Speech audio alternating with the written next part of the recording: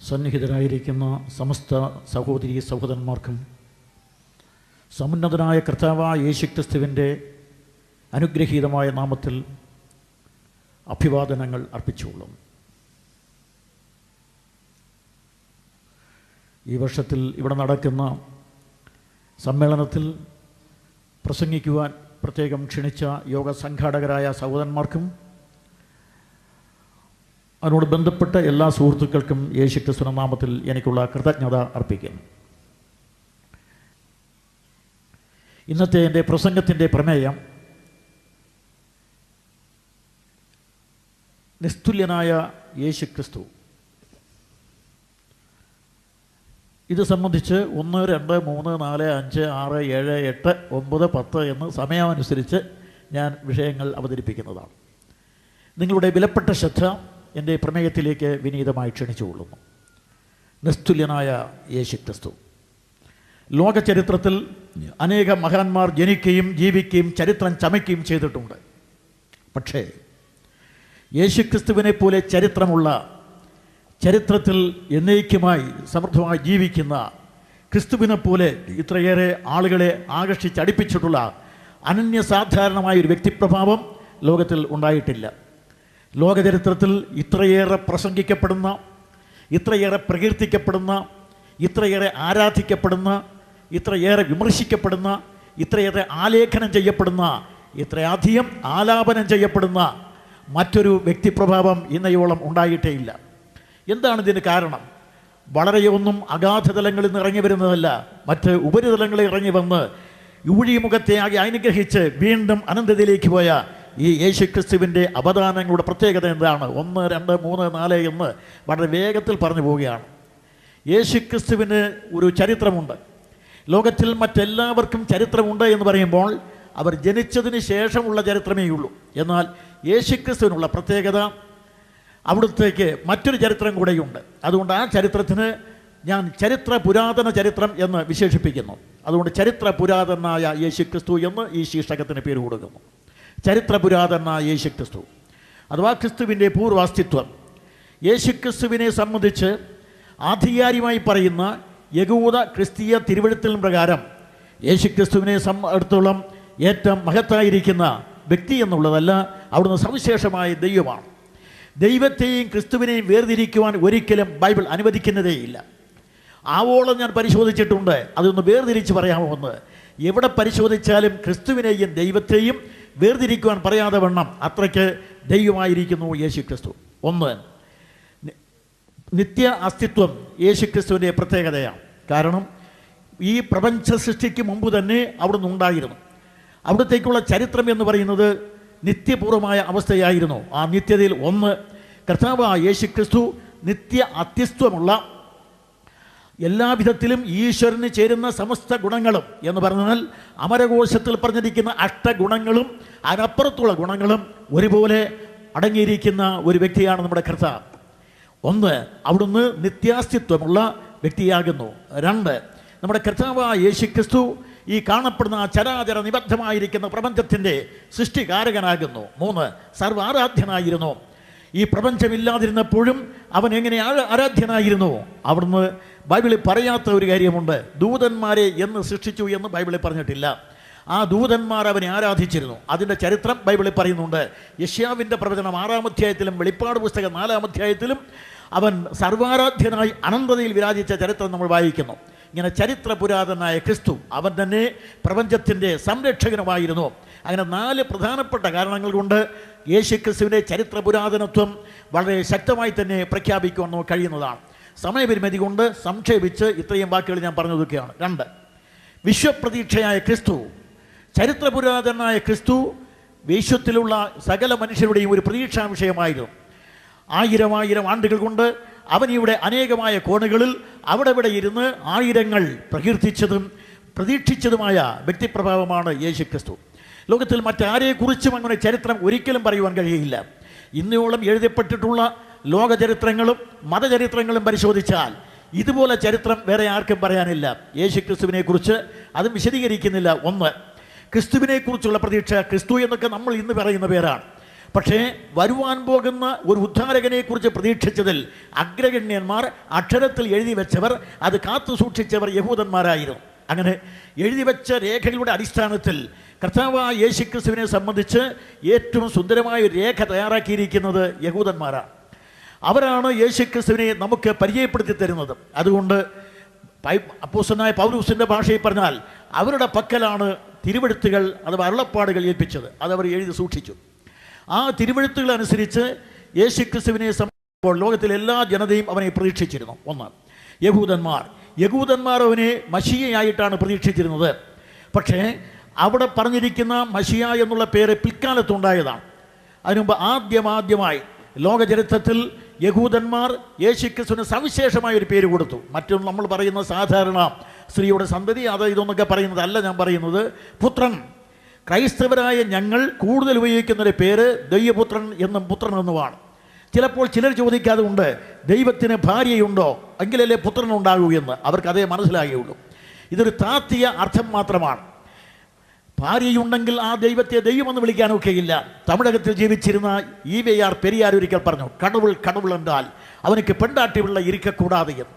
ബൈബിളിൽ പറയുന്ന യഹോവയായ ദൈവം, സർവശക്തനായ ദൈവം, ഏലോഹീം, അവിടത്തേക്ക് ഭാര്യയോ പുത്രകളത്രാദികളോ ഒന്നുമില്ല. പിന്നെ യേശുക്രിസ്തു എങ്ങനെയാണ് പുത്രനായിരിക്കുന്നത്? നമ്മൾ മഹാത്മാ ഗാന്ധിയെ വിളിക്കുന്നത് രാഷ്ട്രപിതാവെന്നാണ്. നമ്മൾ ഭാരതത്തെ വിളിക്കുന്നത് ഭാരത അമ്പ എന്നാണ്. നമ്മളെക്കുറിച്ച് നമ്മൾ അഭിമാനിക്കുന്നത് ഭാരതത്തിൻ്റെ മക്കളെന്നാണ്. അപ്പോൾ മഹാത്മാഗാന്ധിയാകുന്ന രാഷ്ട്രപിതാവിന് ഭാരതമാകുന്ന അമ്മയിൽ ജനിച്ച കുട്ടികളെന്നതിന് അർത്ഥമില്ല.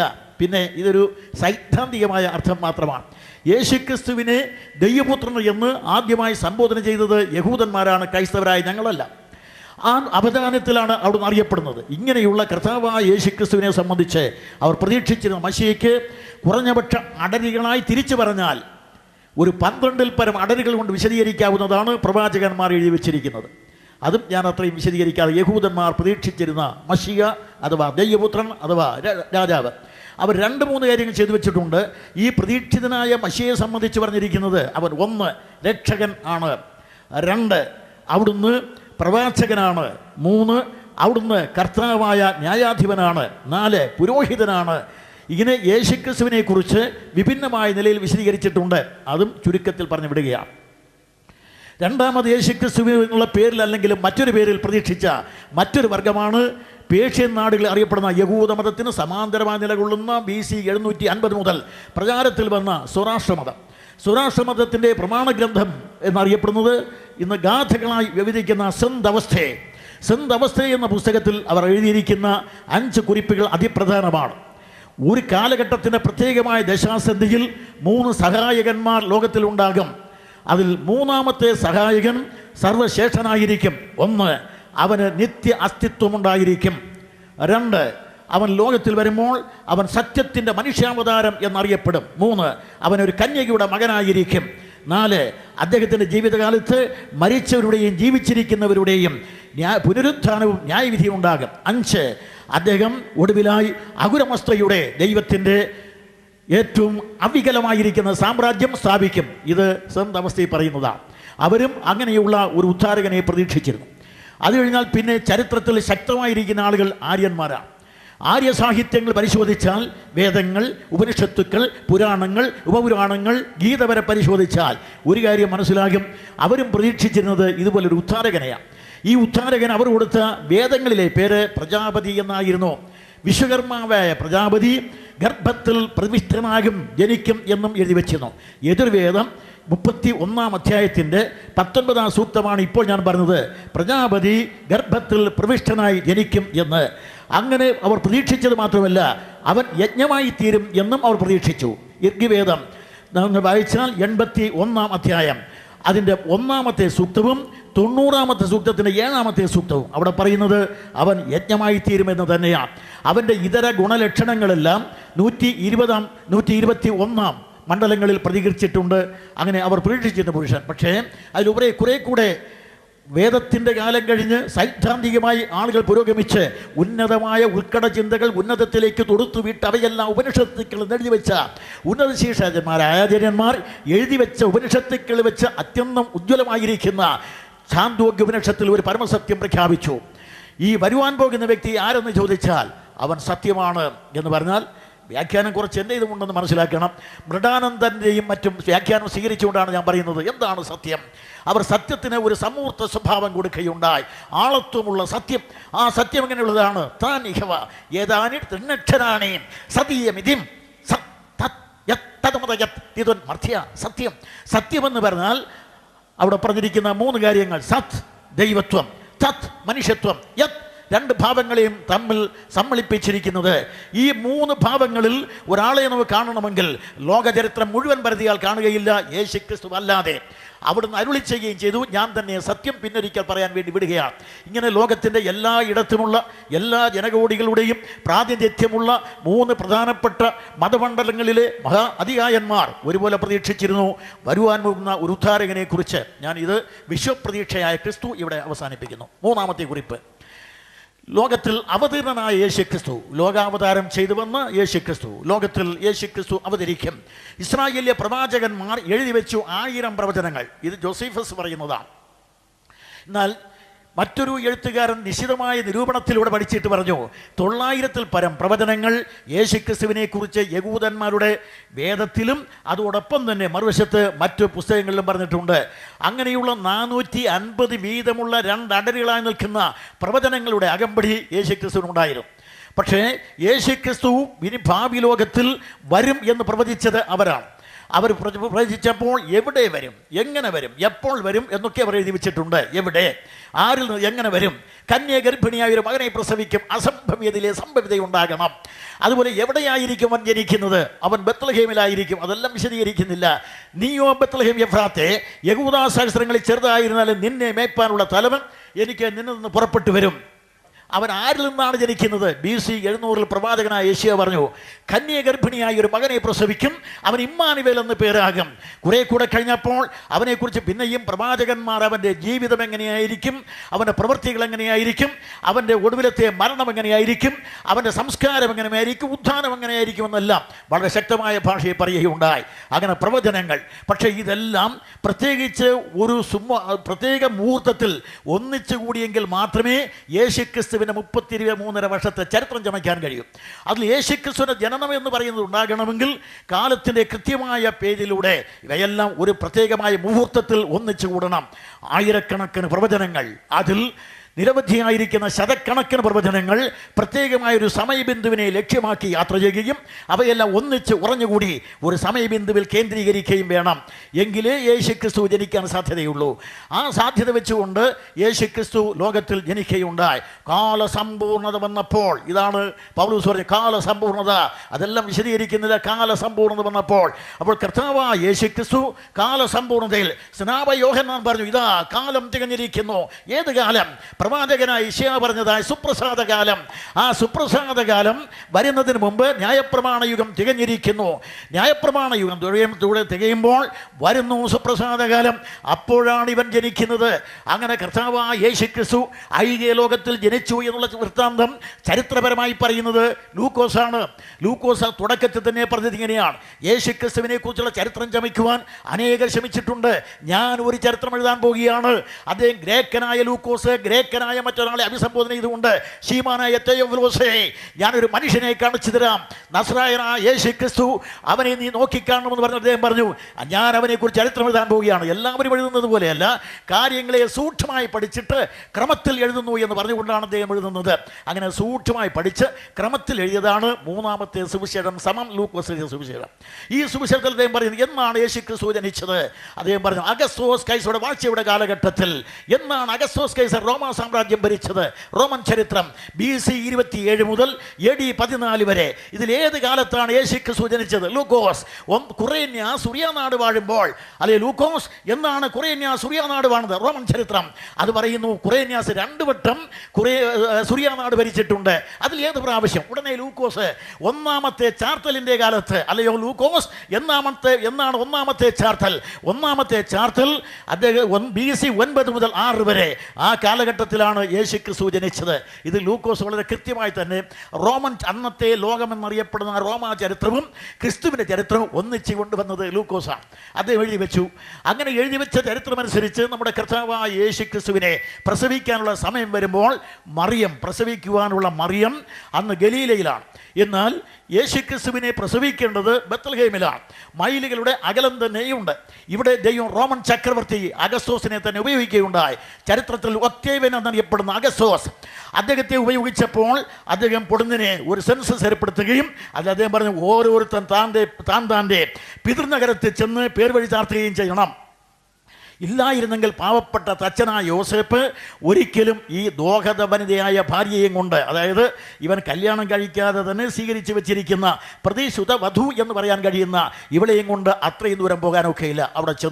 അവിടെ ചെന്നപ്പോൾ പിന്നെ ബത്ലഹേമിൽ അങ്ങനെ എത്തിച്ചെന്ന് പിന്നെ പറഞ്ഞിരിക്കുന്നത് പ്രസവകാലം തികഞ്ഞപ്പോൾ ലൂക്കോസ് പറയാണ്, വഴിയമ്പലത്തിലും സ്ഥലമില്ലായകയാൽ.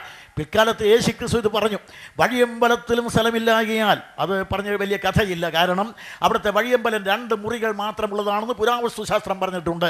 അതുകൊണ്ട് ചെറിയ മുറികളാണ്. നേരത്തെ വന്നവർ കൊണ്ടുപോയി. വഴിയമ്പലത്തിലും സ്ഥലമില്ലായകയാൽ മറിയം തൻ്റെ ആദ്യജാതനെ പ്രസവിച്ച് പുൽത്തൊട്ടി കിടത്തി. അങ്ങനെ പ്രസവിച്ചാണ് പുൽത്തൊട്ടി കിടത്തിയത്. എവിടെ പുൽത്തൊട്ടിയിൽ പ്രസവിച്ചു എന്ന് ബൈബിളിൽ പറഞ്ഞിട്ടില്ല. എവിടെയാണ് പ്രസവിച്ചെന്ന് എഴുതിയിട്ടേ ഇല്ല. പ്രസവിച്ചിട്ടാണ് പുൽത്തൊട്ടി കിടത്തിയത്. അതെല്ലാം വിശദീകരിക്കുന്നില്ല. യോസേപ്പ് അവിടെയെല്ലാം നോക്കിയപ്പോൾ അവളുടെ പ്രസവത്തിൻ്റെ സമയമായി അത്യാസന്നമായിരിക്കുമ്പോൾ അവൻ ഇവിടെ സ്ഥലം തേടി നടക്കുക. അങ്ങനെ എവിടത്തെയും സ്ഥലം കിട്ടാതെ ഒരു ഗുഹയൊക്കെ കണ്ടുപിടിച്ച് ഒരു പുൽമത്തെയൊക്കെ തയ്യാറാക്കി ഇവിടെ വരുമ്പോൾ മറിയം കുഞ്ഞിനെയും വെച്ചുകൊണ്ടിരിക്കുകയാണ്. അപ്പോൾ അത് എന്തുകൊണ്ടെന്ന് ഞാൻ ആലോചിച്ചു, ഇതെന്തുകൊണ്ടാണ് ഇങ്ങനെ സംഭവിച്ചത്? അപ്പോൾ പുറപ്പാട് പുസ്തകം ഓർമ്മയിൽ വന്നു. എബ്രായ സ്ത്രീകൾ സാധാരണ നമ്മുടെ ഇവിടുത്തെ സ്ത്രീകളേക്കാൾ പ്രസവിക്കുന്ന കാര്യത്തിൽ മിടുക്കികളാണ്. സമർത്ഥങ്ങളായതുകൊണ്ട് സ്വന്തം ശിശുവിനെ പ്രസവിച്ച് സ്വന്തം കയ്യിൽ വാങ്ങി ചോരയണിഞ്ഞ ശിശുവിനെ എന്ന് നിൽക്കുമ്പോൾ ഇതാ വരുന്നു യോസേപ്പ്, ഇതാ ഒരു ഗുഹ. അവിടെ ഞാനൊരു പുൽമത്തയുണ്ടാക്കി അതിൽ കൊണ്ട് കിടത്തിയിരിക്കുമ്പോഴാണ് നാം അടുത്ത് വായിക്കുന്ന ലൂക്കോസ് വഴിയമ്പലത്തിന് സ്ഥലമില്ലായകയാൽ മറിയം തൻ്റെ ആദ്യജാതനെ പ്രസവിച്ച് മുൾത്തൊട്ടി കിടത്തി. അങ്ങനെ കിടത്തിയിരിക്കുമ്പോൾ തികച്ചും നാടകീയമായി ഒരു സംഘം ദൂതന്മാരവിടെ വരുന്നത് കാണാം. ഇടയന്മാരും ദൂതന്മാരും. അതിൽ ദൂതന്മാരവിടെ വന്നു.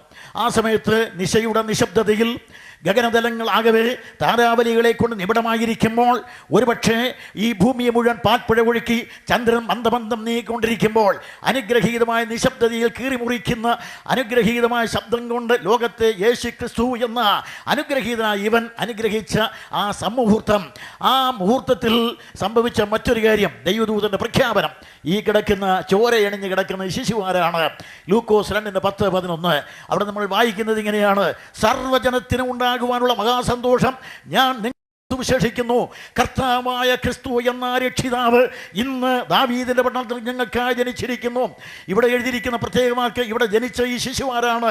കർത്താവായ ക്രിസ്തു എന്ന രക്ഷിതാവ്. ഇവിടെ ചില ആളുകൾ, ക്രിസ്ത്യാനികൾ, പരമ്പരാഗത ക്രിസ്ത്യാനികൾ, പാഷരന്മാർ, ഉപദേശകർ, അച്ഛന്മാർ സാധാരണ യേശു ക്രിസ്തു യേശു എന്നാണ് വിളിക്കുന്നത്. നമ്മുടെ കുറെ പ്രസംഗികൾ അങ്ങനെ തുടങ്ങിയിട്ടുണ്ട്. അതുകൊണ്ട് തെറ്റാണ്. യേശു ക്രിസ്തുവിനെ അങ്ങനെ ഒരിടത്തും പറഞ്ഞിട്ടില്ല. 1-2 പേരുകൾ പറഞ്ഞിട്ടുണ്ട്. ബാക്കിയെല്ലാം യേശു ക്രിസ്തു, കർത്താവായ യേശു ക്രിസ്തു, അതിന് നമ്മുടെ ദൈവവും രക്ഷിതാവുമായ യേശു ക്രിസ്തു, ഇങ്ങനെ പറഞ്ഞിട്ടുള്ളൂ. ദൈവത്തെയും ക്രിസ്തുവിനെയും വേർതിരിക്കുവാൻ കഴിയാതെ വണ്ണം രക്ഷകനായ ദൈവമെന്നും രക്ഷകനായ ക്രിസ്തു എന്നും പറഞ്ഞിട്ടുണ്ട്. അതുകൊണ്ട് വേർതിരിക്കാൻ കഴിയാതെ വണ്ണം വന്ന നമ്മുടെ കർത്താവ് ജനിച്ചപ്പോൾ തന്നെ ആരാണ് കർത്താവ്? അതെല്ലാം വിശദീകരിക്കുന്നില്ല. പഴയ നിയമത്തിൽ ഉൽപ്പത്തി പുസ്തകത്തിന്റെ 1-ാം അധ്യായത്തിൽ പേർ പറയുന്ന എലോഹീം, ഞാൻ, നീ, അവൻ എന്ന് നമ്മുടെ മലയാള വ്യാകരണം. ഉത്തമ പുരുഷൻ, മധ്യമ പുരുഷൻ, പ്രഥമ പുരുഷൻ, ഈ ഇങ്ങനെ വ്യവഹരിക്കാൻ കഴിയുന്ന 3 പേരിൽ ഒരുവനാണ് ഈ കിടക്കുന്നത്. അങ്ങനെ കിടക്കുന്നവരാണ് കർത്താവ്. കർത്താവ് എന്നുള്ള വാക്കിന് കൊടുത്തിരിക്കുന്നത് യഹോവ എന്ന പേര് കൂടെ ഉച്ചരിക്കുവാൻ പാടില്ലാത്ത വിധം അത്യന്തം പവിത്രമായിരിക്കയാൽ അവർ യഹൂദന്മാർ ആ ദൈവത്തെ മറ്റൊരു പേര് ഉപയോഗിച്ച് വിളിച്ചു, അഡോണായി. അഡോണായി എന്നുള്ള വാക്ക് ഉപയോഗിക്കുകയും BC 250 ഗ്രേക്ക ഭാഷയിലേക്ക് എബ്രായ ബൈബിൾ വിവർത്തനം ചെയ്തപ്പോൾ അതിന് കൂറിയോസ് എന്ന് നാമകരണം ചെയ്യുകയും ചെയ്തു. ആ കൂറിയോസ് മലയാള ഭാഷയിൽ വന്നപ്പോൾ കർത്താവായി, ഇംഗ്ലീഷുകാരുടെ കയ്യിലെത്തിയപ്പോൾ ലോർഡായി. ചുരുക്കി പറഞ്ഞാൽ കർത്താവ് എന്ന് പറഞ്ഞാൽ ദൈവം എന്ന്. അതുകൊണ്ടാണ് വേർതിരിക്കാൻ കഴിയാത്തവണ്ണം ദൈവമായ രക്ഷകനെന്നും രക്ഷകനായ ദൈവമെന്നും രക്ഷകനായ ക്രിസ്തു എന്നും മാറി മാറി പറയുന്നതിന് കാരണം. അതുകൊണ്ട് തീത്തോസിൻ്റെ ലേഖനത്തിലും റോമാലേഖനത്തിലും അതുപോലെ തന്നെ തിമോത്തേസിൻ്റെ ലേഖനത്തിലെല്ലാം പദം രക്ഷകനായ ദൈവം എന്ന് പറഞ്ഞിട്ട് ഉടനെ യേശുക്രിസ്തു രക്ഷകനെന്ന് പറയുന്നുണ്ട്. അത് വേർതിരിക്കാൻ കഴിയില്ല. എനിക്കിനി അവിടെ നിൽക്കാൻ സമയമില്ല, അടുത്ത ഭാഗത്തേക്ക് വരിക. അങ്ങനെ നമ്മുടെ കർത്താവായ യേശുക്രിസ്തു ഇവിടെ ഐഹിക ലോകത്തിൽ അവതരിക്കുകയുണ്ടായി. ദൈവദൂതന്മാർ സർവ്വജനത്തിനും ഉണ്ടാകുവാനുള്ള മഹാസന്തോഷം. അന്ന് വരെ സർവ്വലോക ജനകോടികളെ ഒരുപോലെ തന്നെ സന്തോഷിപ്പിക്കുവാൻ കഴിയുന്ന, എല്ലാവർക്കും ഒരുപോലെ തന്നെ നാം അറിയുന്ന നിലയിൽ സർവ്വജനീനമായ ഒരു പ്രഖ്യാപനം എവിടെയും ഉണ്ടായിട്ടില്ല.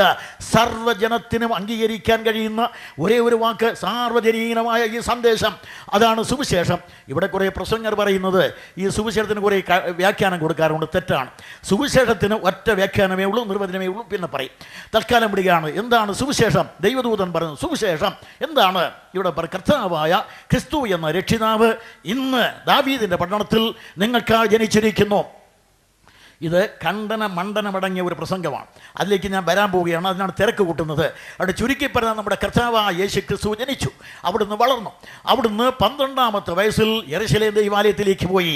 ഉപദേഷ്ടാക്കന്മാരുടെ നടുവിലിരിക്കുന്നതും ചോദ്യങ്ങൾ ചോദിക്കുന്നതും അവരുടെ ചോദ്യങ്ങൾക്ക് ഉത്തരം പറയുന്നതും നമ്മൾ കാണുന്നു. പിന്നെ നമ്മുടെ കർത്താവിനെ 30-ാമത്തെ വയസ്സിലാണ് ലൂക്കോസ് അവതരിപ്പിക്കുന്നത്. ഈ 17 വർഷം യേശു ക്രിസ്തു എവിടെയായിരുന്നു? ഇത് വലിയൊരു കഥയാണ്. കാരണം യേശു ക്രിസ്തു ഈ 17 വർഷം കേവലം നസറത്തിലുണ്ടായിരുന്ന ആ യോസേപ്പിൻ്റെ പണിപ്പുരയിൽ തച്ചവേലയും ചെയ്ത് ജീവിച്ചോ, വേറെ എന്തെങ്കിലും പഠിക്കാൻ പോയോ, അല്ല വേറെ എന്തെങ്കിലും ചെയ്യാൻ പോയോ എന്ന് പരിശോധിക്കണം. പക്ഷേ ബൈബിൾ അനുസരിച്ച് അവൻ പാലസ്തീൻ നാട് വിട്ടു പോയിട്ടില്ല, നസറത്ത് വിട്ടു പോയിട്ടില്ല, മാതാപിതാക്കൾക്ക് കീഴടങ്ങി അവിടെ തന്നെ പാർത്തു എന്ന് ലൂക്കോസ്. എന്നാൽ ഇതേ സുവിശേഷം കൊണ്ട് സമർത്ഥിക്കുവാൻ കഴിയുന്ന മറ്റൊരു കാര്യമുണ്ട്. ഇവിടെ സമീപകാലത്തൊരു പ്രചരണം നടക്കുന്നുണ്ട്. ഇവിടെ കലഞ്ഞൂർകാരൻ ഒരു ചെല്ലപ്പൻ പിള്ളയും ഇപ്പോൾ എറണാകുളത്ത് നിന്ന് കുരുക്ഷേത്ര പ്രകാശ് അവരും കൂടെ സംഘപരിവാറിൻ്റെ പുസ്തകം അവർ എഴുതിയിരിക്കുന്നത് യേശുക്രിസ്തു ഭാരതത്തിൽ, ക്രിസ്തുദേവൻ ഭാരതത്തിൽ എന്ന് പറഞ്ഞ് 2 പുസ്തകം. ഈ പുസ്തകത്തിൻ്റെ അടിവേര് എവിടെയാണെന്ന് പരിധി നോക്കിയാൽ നമ്മൾ എത്തിച്ചേരുന്നത് അഹമ്മദ് ഖാദിയാനികളുടെ കയ്യിലാണ്. അപ്പോൾ അവരുടെ കയ്യിൽ നിന്നാണ് ഇവർക്ക് ഇന്ധനം കിട്ടിയിരിക്കുന്നത് മനസ്സിലായി. അപ്പോൾ ഈ പുസ്തകം പരിശോധിച്ചാൽ തോന്നും യേശുക്രിസ്തു ഇന്ത്യയിൽ വന്ന് എന്താണ് ചെയ്തത്? പറഞ്ഞു യേശുക്രിസ്തു 12-ാമത്തെ വയസ്സിൽ യെരൂശലേമൊക്കെ വിട്ട് അവിടുത്തെ നാടുമൊക്കെ വിട്ടിട്ട് അദ്ദേഹം അങ്ങനെ സഞ്ചരിച്ച് ഒടുവിലായി നമ്മുടെ രാജ്യത്ത് വന്നു. കാബൂളിലോ മറ്റോ കൂടെ ഇങ്ങോട്ട് ഇറങ്ങി വന്ന് അദ്ദേഹം നേരെ ബോംബെയിൽ വന്ന് കല്യാൺ വഴി അവിടെ നേരെ കിഴക്കോട്ട് തിരിച്ച് ഒറീസയുടെ തലസ്ഥാനമായ ഭുവനേശ്വരത്തിൽ വന്ന് അവിടെയുള്ള വൈദിക ആചാര്യന്മാരോടുകൂടി വൈദിക വിദ്യ 6 വർഷം പഠിച്ചു. അതിനുശേഷം അദ്ദേഹം അവിടെ നേരെ വടക്കോട്ട് യാത്ര ചെയ്തു. അങ്ങനെ കപിലവസ്തുവിൽ ചെന്നു. അവിടെ ചെന്നിട്ട് ബൗദ്ധമത ആചാര്യന്മാരോട് ബൗദ്ധ സിദ്ധാന്തം എല്ലാം പഠിച്ചു. ഇത്രയും പഠിച്ചു കഴിഞ്ഞപ്പോൾ ഏകദേശം 29-30 വയസ്സായി. അങ്ങനെ അദ്ദേഹം പിന്നെ ഹിമാലയ സാനുക്കളിലൂടെ സഞ്ചരിച്ച് നേരെ ഇവിടെ ഗലീലയിൽ എത്തിക്കഴിയുമ്പോൾ അദ്ദേഹത്തിന് വയസ്സ് 30. ഈ 17 വർഷം ഇവിടെയായിരുന്നു എന്നാണ് ഇവർ പറയുന്നത്. പക്ഷേ എനിക്ക് സമയമില്ല. തിരുവട്ടാർ കൃഷ്ണൻകുട്ടി എന്നാണ് എൻ്റെ പേര്. യേശുക്രിസ്തുവിനെ കുറിച്ച് പറയുന്ന ഇത്തരം ആരോപണങ്ങളെല്ലാം വായിച്ച് മറുപടി പറയാനുള്ള എല്ലാ കരുക്കളും ശേഖരിച്ച് എവിടെയും ആരെയും നേരിടാനുള്ള ആയുധമെടുക്കാത്ത തൻ്റെ ഇടത്തോടുകൂടെയാണ് ഞാൻ ആരെങ്കിലും വരുന്നത്. അതുകൊണ്ട് ഈ കർത്താവായ യേശുക്രിസ്തുവിനെ സംബന്ധിച്ച് പറയുമ്പോൾ അവിടുന്ന് ഇന്ത്യയിൽ വന്നിട്ടില്ല. ഏകദേശം എത്ര വലിച്ചു നീട്ടിയാലും 90 മൈൽ, ഇങ്ങോട്ട് വലിച്ചു നീട്ടിയാൽ 60 മൈൽ. ഇതിനപ്പുറം വീതിയില്ലാത്ത കനാൻ നാട് വിട്ട് യേശുക്രിസ്തു എവിടെയും പോയില്ല. പാലസ്തീൻ ഒന്നും മനഃപൂർവ്വം പറയാത്തതാണ്. ഉടനെ വേറെ അവകാശികൾ വരും. അതുകൊണ്ട് പാലസ്തീൻ പ്രശ്നം തന്നെ തെറ്റാണ്. പാലസ്തീൻ എന്ന് പറയുന്ന ഒരു ചെറിയ പ്രദേശമാണ്. കനാൻ നാട് എന്നുള്ളതാണ് ശരി, അതിനാണ് ഇസ്രായേൽ. പാലസ്തീനെ തെറ്റിദ്ധാരണ ഉളവാക്കിയത് റോമാക്കാരാണ്. നേരെ മറിച്ച് യേശുക്രിസ്തു അവിടെ വിട്ട് എവിടെയും പോയിട്ടില്ല. പിന്നെ ആയക്കൂടെ പോയിട്ടുണ്ട്. അതിന് അതിർത്തി വേഗിച്ച് ഒരിക്കൽ സുറാഫീനിക്കാരി സ്ത്രീ അവൾ വിളിച്ചപ്പോൾ ആ പട്ടണം വരെ ഒന്ന് പോയി. ഇത് കഴിഞ്ഞ് യേശുക്രിസ്തുവിനെ കൊച്ചുനാളിൽ മറിയം എടുത്തുകൊണ്ട് പോയിട്ടുണ്ട് ഈജിപ്തിലേക്ക്. ഇത് ഒഴിച്ചാൽ എവിടെയും പോയിട്ടില്ല. ഒന്ന്. രണ്ടാമത് കർത്താവായ യേശുക്രിസ്തു പാലസ്തീൻ തന്നെ അവിടെ താമസിച്ചിരുന്നു. ലൂക്കോസ് പറയുന്നത് മാതാപിതാക്കളെ കീഴ്പ്പെട്ട് അവിടെ വസിച്ചിരുന്നു എന്നാണ്. അതുകൊണ്ട് എവിടെയും പോയിട്ടില്ല. മൂന്നാമത് നമ്മുടെ കർത്താവായ യേശുക്രിസ്തു ഇന്ത്യയിൽ വന്നിട്ടുണ്ടെങ്കിൽ ഇവിടെ നിന്നെങ്കിലും പഠിച്ചിരിക്കണം. അപ്പോൾ വൈദികാര്യന്മാരോട് പഠിച്ചു എന്ന് പറഞ്ഞാൽ ഇവിടുത്തെ യാഗവിദ്യയും അതോടൊപ്പം തന്നെ വൈദിക വേദങ്ങളെ കുറിച്ചൊക്കെ പഠിക്കണം. അത് പഠിക്കാൻ യേശുക്രിസ്തു ഇവിടെ വരേണ്ട ആവശ്യമില്ല. എന്ന് പറഞ്ഞാൽ ആര്യന്മാരുടെ വേദങ്ങളിൽ ഇന്ത്യയിൽ നടക്കുന്ന യാഗപദ്ധതിയേക്കാൾ അനുഗ്രഹം അനുഗ്രഹീതവും വ്യക്തമായ പാഠക്കുറിപ്പുകളും അനുഗ്രഹീതമായ പദ്ധതി വിശദീകരണവുമുള്ള അനുഗ്രഹീതമായ യാഗപദ്ധതി യഹൂദന്മാർക്കുണ്ടായിരുന്നു. അതാണ് ലേവ്യ പുസ്തകം. ഇത്രയും ക്രമനിബദ്ധമായിരിക്കുന്ന ഒരു യജ്ഞപദ്ധതി അവിടെ ഉണ്ടായിരിക്കുമ്പോൾ ഇവിടെ വന്ന് ഈ ചപ്പടാച്ചി കേൾക്കാൻ യേശുക്രിസ്തു വരണ്ട. അതുകൊണ്ട് യേശുക്രിസ്തു ഇവിടെ വന്ന് അത് പഠിച്ചിട്ടില്ല. പിന്നെ യേശുക്രിസ്തുവിൻ്റെ ഉപദേശങ്ങൾ മുഴുവൻ പരിശോധിച്ചാൽ എവിടെയെങ്കിലും ആര്യ സിദ്ധാന്തത്തിൻ്റെ അല്പംശം പോലും കാണാൻ കഴിയില്ലെന്ന് തിരുവട്ടാർ കൃഷ്ണൻകുട്ടി എന്ന ഞാൻ ഉറക്കെ വെല്ലുവിളിച്ച് തന്നെ പറയുന്നു. നാലാമത് നമ്മുടെ കർത്താവ് ഇവിടെ നിന്ന് ബുദ്ധമതം പഠിച്ചു എങ്കിൽ യേശുക്രിസ്തുവിനെ സംബന്ധിച്ച് ബുദ്ധമതത്തിൻ്റെ ഏതെങ്കിലും ഒരു ആശയം അദ്ദേഹത്തിന് ഉണ്ടായിരിക്കണം. ബുദ്ധമതം നാസ്തിക മതമാണ്. ദൈവത്തിന് സ്ഥാനമില്ല, ആത്മാവിനും സ്ഥാനമില്ല. യേശുക്രിസ്തു പഠിപ്പിച്ചത് ആളത്വമുള്ള സഗുണ സനാതന സത്താവിശേഷമായ സമുന്നതനായ സ്വർഗസ്ഥനായ ദൈവത്തെക്കുറിച്ചാണ്. രണ്ടാമത് അവിടുന്ന് സ്വർഗത്തെക്കുറിച്ച് മാത്രമല്ല ആത്മാവിനെക്കുറിച്ചും പറഞ്ഞു. അങ്ങനെ ആത്മാവിനെക്കുറിച്ചും പഠിപ്പിച്ച ആളാണ്. ബുദ്ധമതത്തിൽ ദൈവവുമില്ല ആത്മാവുമില്ല, പിന്നെ ബുദ്ധമതത്തിൽ നിന്ന് എന്ത് പഠിക്കാൻ? അതിന് പുറമെ നമ്മുടെ കർത്താവ് പിന്നെ ബുദ്ധമതത്തിൽ നിന്ന് പഠിക്കേണ്ടത് യോഗവിദ്യയാണ്. യോഗവിദ്യ യമനിയമാദി ആസനങ്ങൾ ഉൾപ്പെട്ട യാഗവിദ്യ പഠിക്കണം. ഈ യാഗവിദ്യ ഒന്നും യേശുക്രിസ്തു ഒരിക്കലും ഉപദേശിച്ചിട്ടില്ല. യേശുക്രിസ്തു തന്നെ അങ്ങേയറ്റം നമ്മളിവിടെ കാണുന്ന പടങ്ങളിലനുസരിച്ച് പറഞ്ഞാൽ മുട്ടുകൂത്തി നിന്ന് പ്രാർത്ഥിക്കുന്നതല്ലാതെ വേറെ ഒന്നും കാണാൻ കഴിയില്ല. യാഗവിദ്യാനുസരണങ്ങൾ പത്മാസനം, അർദ്ധപത്മാസനം, ഹലാസനം, ഡാഷ് ഡാഷ് 64 ആസനങ്ങളിലിരിക്കണം. ഇതൊന്നും കർത്താവ് പഠിപ്പിച്ചിട്ടില്ല. ആരോടും പറഞ്ഞില്ല ഒരു മൂക്കിലൂടെ വായു വലിച്ചകത്ത് കയറ്റി മറ്റേ മൂക്കിലൂടെ അല്പം നിർത്തി ഇങ്ങോട്ട് വിട്ട് പ്രാണായാമമൊക്കെ ശീലിച്ചാൽ നിങ്ങൾക്ക് അത് കിട്ടും. ഇതൊന്നും പറഞ്ഞിട്ടില്ല. അപ്പോൾ യേശുക്രിസ്തുവിനെ സംബന്ധിച്ച് ഇന്ത്യയിൽ നിന്ന് ഒന്നും പഠിച്ചിട്ടില്ല. ഇനി ഇന്ത്യയിൽ യേശുക്രിസ്തു വന്നിരുന്നു എങ്കിൽ കുറഞ്ഞപക്ഷം 2 കാര്യം പറയണം. ഞാനിങ്ങനെ ഇന്ത്യയിലൂടെ സഞ്ചരിക്കുമ്പോൾ നമ്മുടെ രാജ്യത്തില്ലാത്തതായ ഒരു വലിയ വിശിഷ്ട ജീവിയെ കാണുകയുണ്ടായി. നമ്മുടെ ഇവിടെ കാണുന്ന ജീവികൾക്ക് 4 അവയവങ്ങൾ അല്ലെങ്കിൽ 5 എണ്ണം ഉണ്ട്, 4 കാലും 1 വാലും. എന്നാൽ 6ാമത്തെ അവയവം കൂടെ ഉള്ള ഒരു ജീവിയെ കണ്ടു. അതിനെ ആന എന്നാണ് അവിടുത്തെ വിളിക്കുന്നത്, അല്ലെങ്കിൽ ഐരാവതം. അതിന് തുമ്പിക്കൈ എന്നൊരു അവയവം മുമ്പോട്ടുണ്ട്. അതിങ്ങനെ ഇഷ്ടം പോലെ വലിച്ച് നീട്ടാവുന്നതും വലിച്ച് ചുരുക്കാവുന്നതുമാണ്. അതുപോലെ ആയിരിക്കണം നമ്മുടെ വിശ്വാസം എന്നെങ്കിലും പറയണം. അതും പറഞ്ഞിട്ടില്ല. പിന്നെ നമ്മുടെ കർത്താവ് അതിന് പുറമെ സഞ്ചരിച്ച് വന്നപ്പോൾ ഇന്ത്യയിൽ കിട്ടുന്ന മധുരമുള്ള മനോഹരമായ പുറം മുഴുവൻ മുള്ളു നിറഞ്ഞ ചക്ക, അത് ഒറീസയ്ക്ക് ധാരാളം കിട്ടും. ഒറീസ താമസിച്ച കാലത്ത് ചക്ക കണ്ടിരുന്നെങ്കിൽ യേശുക്രിസ്തു ഈ അത്തിപ്പഴം പറിക്കുന്ന കാര്യമൊന്നും പറയാതെ ഇവിടെ കണ്ട ചക്കയുടെ കാര്യം പറയണം. വിശ്വാസം പുറം കണ്ടാൽ പരിക്കനായിരിക്കണം, കൊണ്ടുപോയിരിക്കണം, പൊട്ടിച്ചു കഴിഞ്ഞാൽ നാസാരന്ധ്രം കീറിപ്പോകുന്ന നറുമണം കലരുന്നതായിരിക്കണം. മാത്രമല്ല തിന്നാൽ മതി നിർത്താതെ തിന്നാൻ തോന്നുന്ന ചക്ക, അത് ഞാൻ അവിടെ കണ്ടു. ഇതുപോലെ ആയിരിക്കണം. അതുപോലെ ദൈവത്തിന് സുഗന്ധവാസനയായിരിക്കണം നിങ്ങളെന്നൊക്കെ പറയും. അതൊന്നും പറയാൻ പോയില്ല. അപ്പോൾ ഇത് ഇന്ത്യയിൽ നിന്ന് ഒറ്റ കാര്യമില്ല, 35 ഉപമകൾ യേശുക്രിസ്തു പറഞ്ഞിട്ടുണ്ട്. ഈ 35 ഉപമകളിൽ ഒറ്റ ഉപമ പോലും ഇന്ത്യൻ മണ്ണിൽ നിന്നില്ല. എല്ലാം അവിടെ കാണുന്ന കനാൻ നാട്ടിൽ കാണുന്ന അവിടെയുള്ള കൊക്കും കുളക്കോഴി എന്നൊക്കെ ഞാൻ പറയുന്നതാണ്. അവിടെ കാണുന്ന കുറുനരിയും പാമ്പും അതും ഇതുമൊക്കെയാണ്. പിന്നെ അവിടെ വീശി വിതയ്ക്കുന്ന ഗോതമ്പ്, അവിടെ വിതയ്ക്കുന്നതായ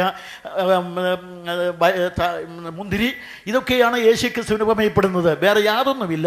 നേരെ മറിച്ച് ഇവിടെ നിന്നുള്ള ഏതെങ്കിലും ഒന്ന് പറയണ്ടേ? അതൊന്നും ഇവിടെ വന്നിട്ടില്ല. ഇനി ഏറ്റവും ഒടുവിലായി പറഞ്ഞാൽ യേശുക്രിസ്തു നസറത്ത് വിട്ട് പോയിട്ടില്ല. ലൂക്കോസ് 4-ാം അധ്യായത്തിൽ പറയുന്നത് അവൻ പതിവ് പോലെ പള്ളിയിൽ പോയി എന്നാണ്. അപ്പോൾ 12ാമത്തെ വയസ്സിൽ ഒരു ദിവസം പള്ളിയിൽ പോയി. അത് കഴിഞ്ഞിട്ട് കർത്താവ് 30ാമത്തെ വയസ്സിൽ പള്ളിയിൽ പോയി. പതിവ് പോലെ എന്ന് പറഞ്ഞാൽ ഒരു വർഷത്തിൽ 52 ഞായറാഴ്ചയും പോകണം. ഇനി ഇടയ്ക്കൊന്ന് വിട്ടുപോയാലും പറയാം. എന്നാൽ പതിവ് പോലെ എന്നാണ് ഇവിടെ ലൂക്കോസ് പറയുക. അവൻ പതിവ് പോലെ പള്ളിയിൽ പോയി. പതിവ് പോലെ പള്ളിയിൽ പോയി എന്ന് പറയണമെങ്കിൽ 52 ശനിയാഴ്ചയും പോയി. ശനിയാഴ്ചയാണല്ലോ അവർക്ക്, അത്രയും പോകണം. അതുകൊണ്ട് പള്ളിയിൽ പോയി. പിന്നെ പുറമെ ഇവൻ അവിടെ ചെന്നപ്പോൾ അവിടെ ശിശുവിളിക്കുന്നവൻ വായിക്കാൻ പുസ്തകം എടുത്തു കൊടുത്തു എന്ന് എഴുതിയിട്ടുണ്ട്. വായിക്കാൻ പുസ്തകം എടുത്തു കൊടുത്തു എങ്കിൽ ആ പുസ്തകത്തിൽ പ്രത്യേകിച്ച് ഓടിച്ചെന്നാലൊന്നും യഹൂദൻ കൊടുക്കുകയില്ല. യഹൂദൻ്റെ സിന്നഗോഗ് എന്ന് പറയുന്നത് 7 വായനക്കാരുള്ളതാണ്. 7 വായനക്കാരുള്ളത് അവർക്ക് ശിശുവിളിക്കുന്നവർ പുസ്തകം കൊടുക്കുകയുള്ളൂ. ഇപ്പോൾ നമ്മുടെ കർത്താവ് പതിവ് പോലെ പള്ളി വെച്ചെന്നപ്പോൾ അന്നത്തെ ഊഴം തനിക്കായിരുന്നു വായിക്കാൻ. 7 വായനക്കാരുള്ളതിൽ നസറത്തിലെ പള്ളിയിലെ ഒരു വായനക്കാരനായിരുന്നു നമ്മുടെ കർത്താവ്. അതുകൊണ്ടാണ് പതിവ് പോലെ അവൻ പള്ളിയിൽ ചെന്നപ്പോൾ ശിശുവിളിക്കുന്നവൻ ആ യേശയ്യാ പ്രവചനം അവൻ്റെ കൈ കൊടുത്തു. അവൻ ഒരല്പം മര്യാദകേട് കാണിച്ചാണ് വായിച്ചത്. അതൊക്കെ പറയുന്നില്ല. അങ്ങനെ മര്യാദകേടെന്നൊക്കെ കർത്താവിനെ പറഞ്ഞ് തെറ്റിദ്ധരിക്കരുത്. അവൻ വായിച്ചിട്ട് ഒരു വാചകം പൂർത്തീകരിക്കാതെ മടക്കിയാണ് കൈ കൊടുത്തത്. കൊടുത്തേച്ച് മതിയാക്കി പോട്ടെ, അത്രയും ചെയ്തു. ഇങ്ങനെ പറഞ്ഞാൽ ആ 1 മണിക്കൂർ ഇവിടെ നിന്ന് യേശു ക്രിസ്തു ഇന്ത്യയിൽ വന്നിട്ടില്ല എന്നും കനാൻ നാട് വിട്ടു പോയിട്ടില്ലെന്ന് സമർത്ഥിക്കുവാനുള്ള എല്ലാ കരുക്കളും എൻ്റെ കീശയിലുണ്ട്. സമയം പരിമിതം, വിഷയം വിസ്തൃതം, ഞാൻ വിട്ടിട്ട് അപ്പുറത്ത് വരിക. അപ്പോൾ ചുരുക്കത്തിൽ പറഞ്ഞാൽ നമ്മുടെ കർത്താവായ യേശു ക്രിസ്തു ഇന്ത്യയിൽ വന്നു എന്നുള്ളത് കപടവാദമാണ്, അത് അംഗീകരിക്കുന്നില്ല. പിന്നെ മറ്റൊരു സിദ്ധാന്തം ഞാൻ പിന്നെ പറയും. ഇതിനും പുറമെ ഇപ്പോൾ ചില ആളുകൾ പറയുന്നത് യേശു ക്രിസ്തു എന്ന് പറഞ്ഞാൽ ഇതൊക്കെ സങ്കല്പമാണെന്ന് പറയാൻ തുടങ്ങിയിട്ടുണ്ട്. ഈ സങ്കല്പവാദം ഇന്ന് തുടങ്ങിയതല്ല, 19-ാം നൂറ്റാണ്ടിൽ തുടങ്ങിയതാണ്. യേശു ക്രിസ്തു ജീവിച്ചിരുന്നിട്ടില്ല.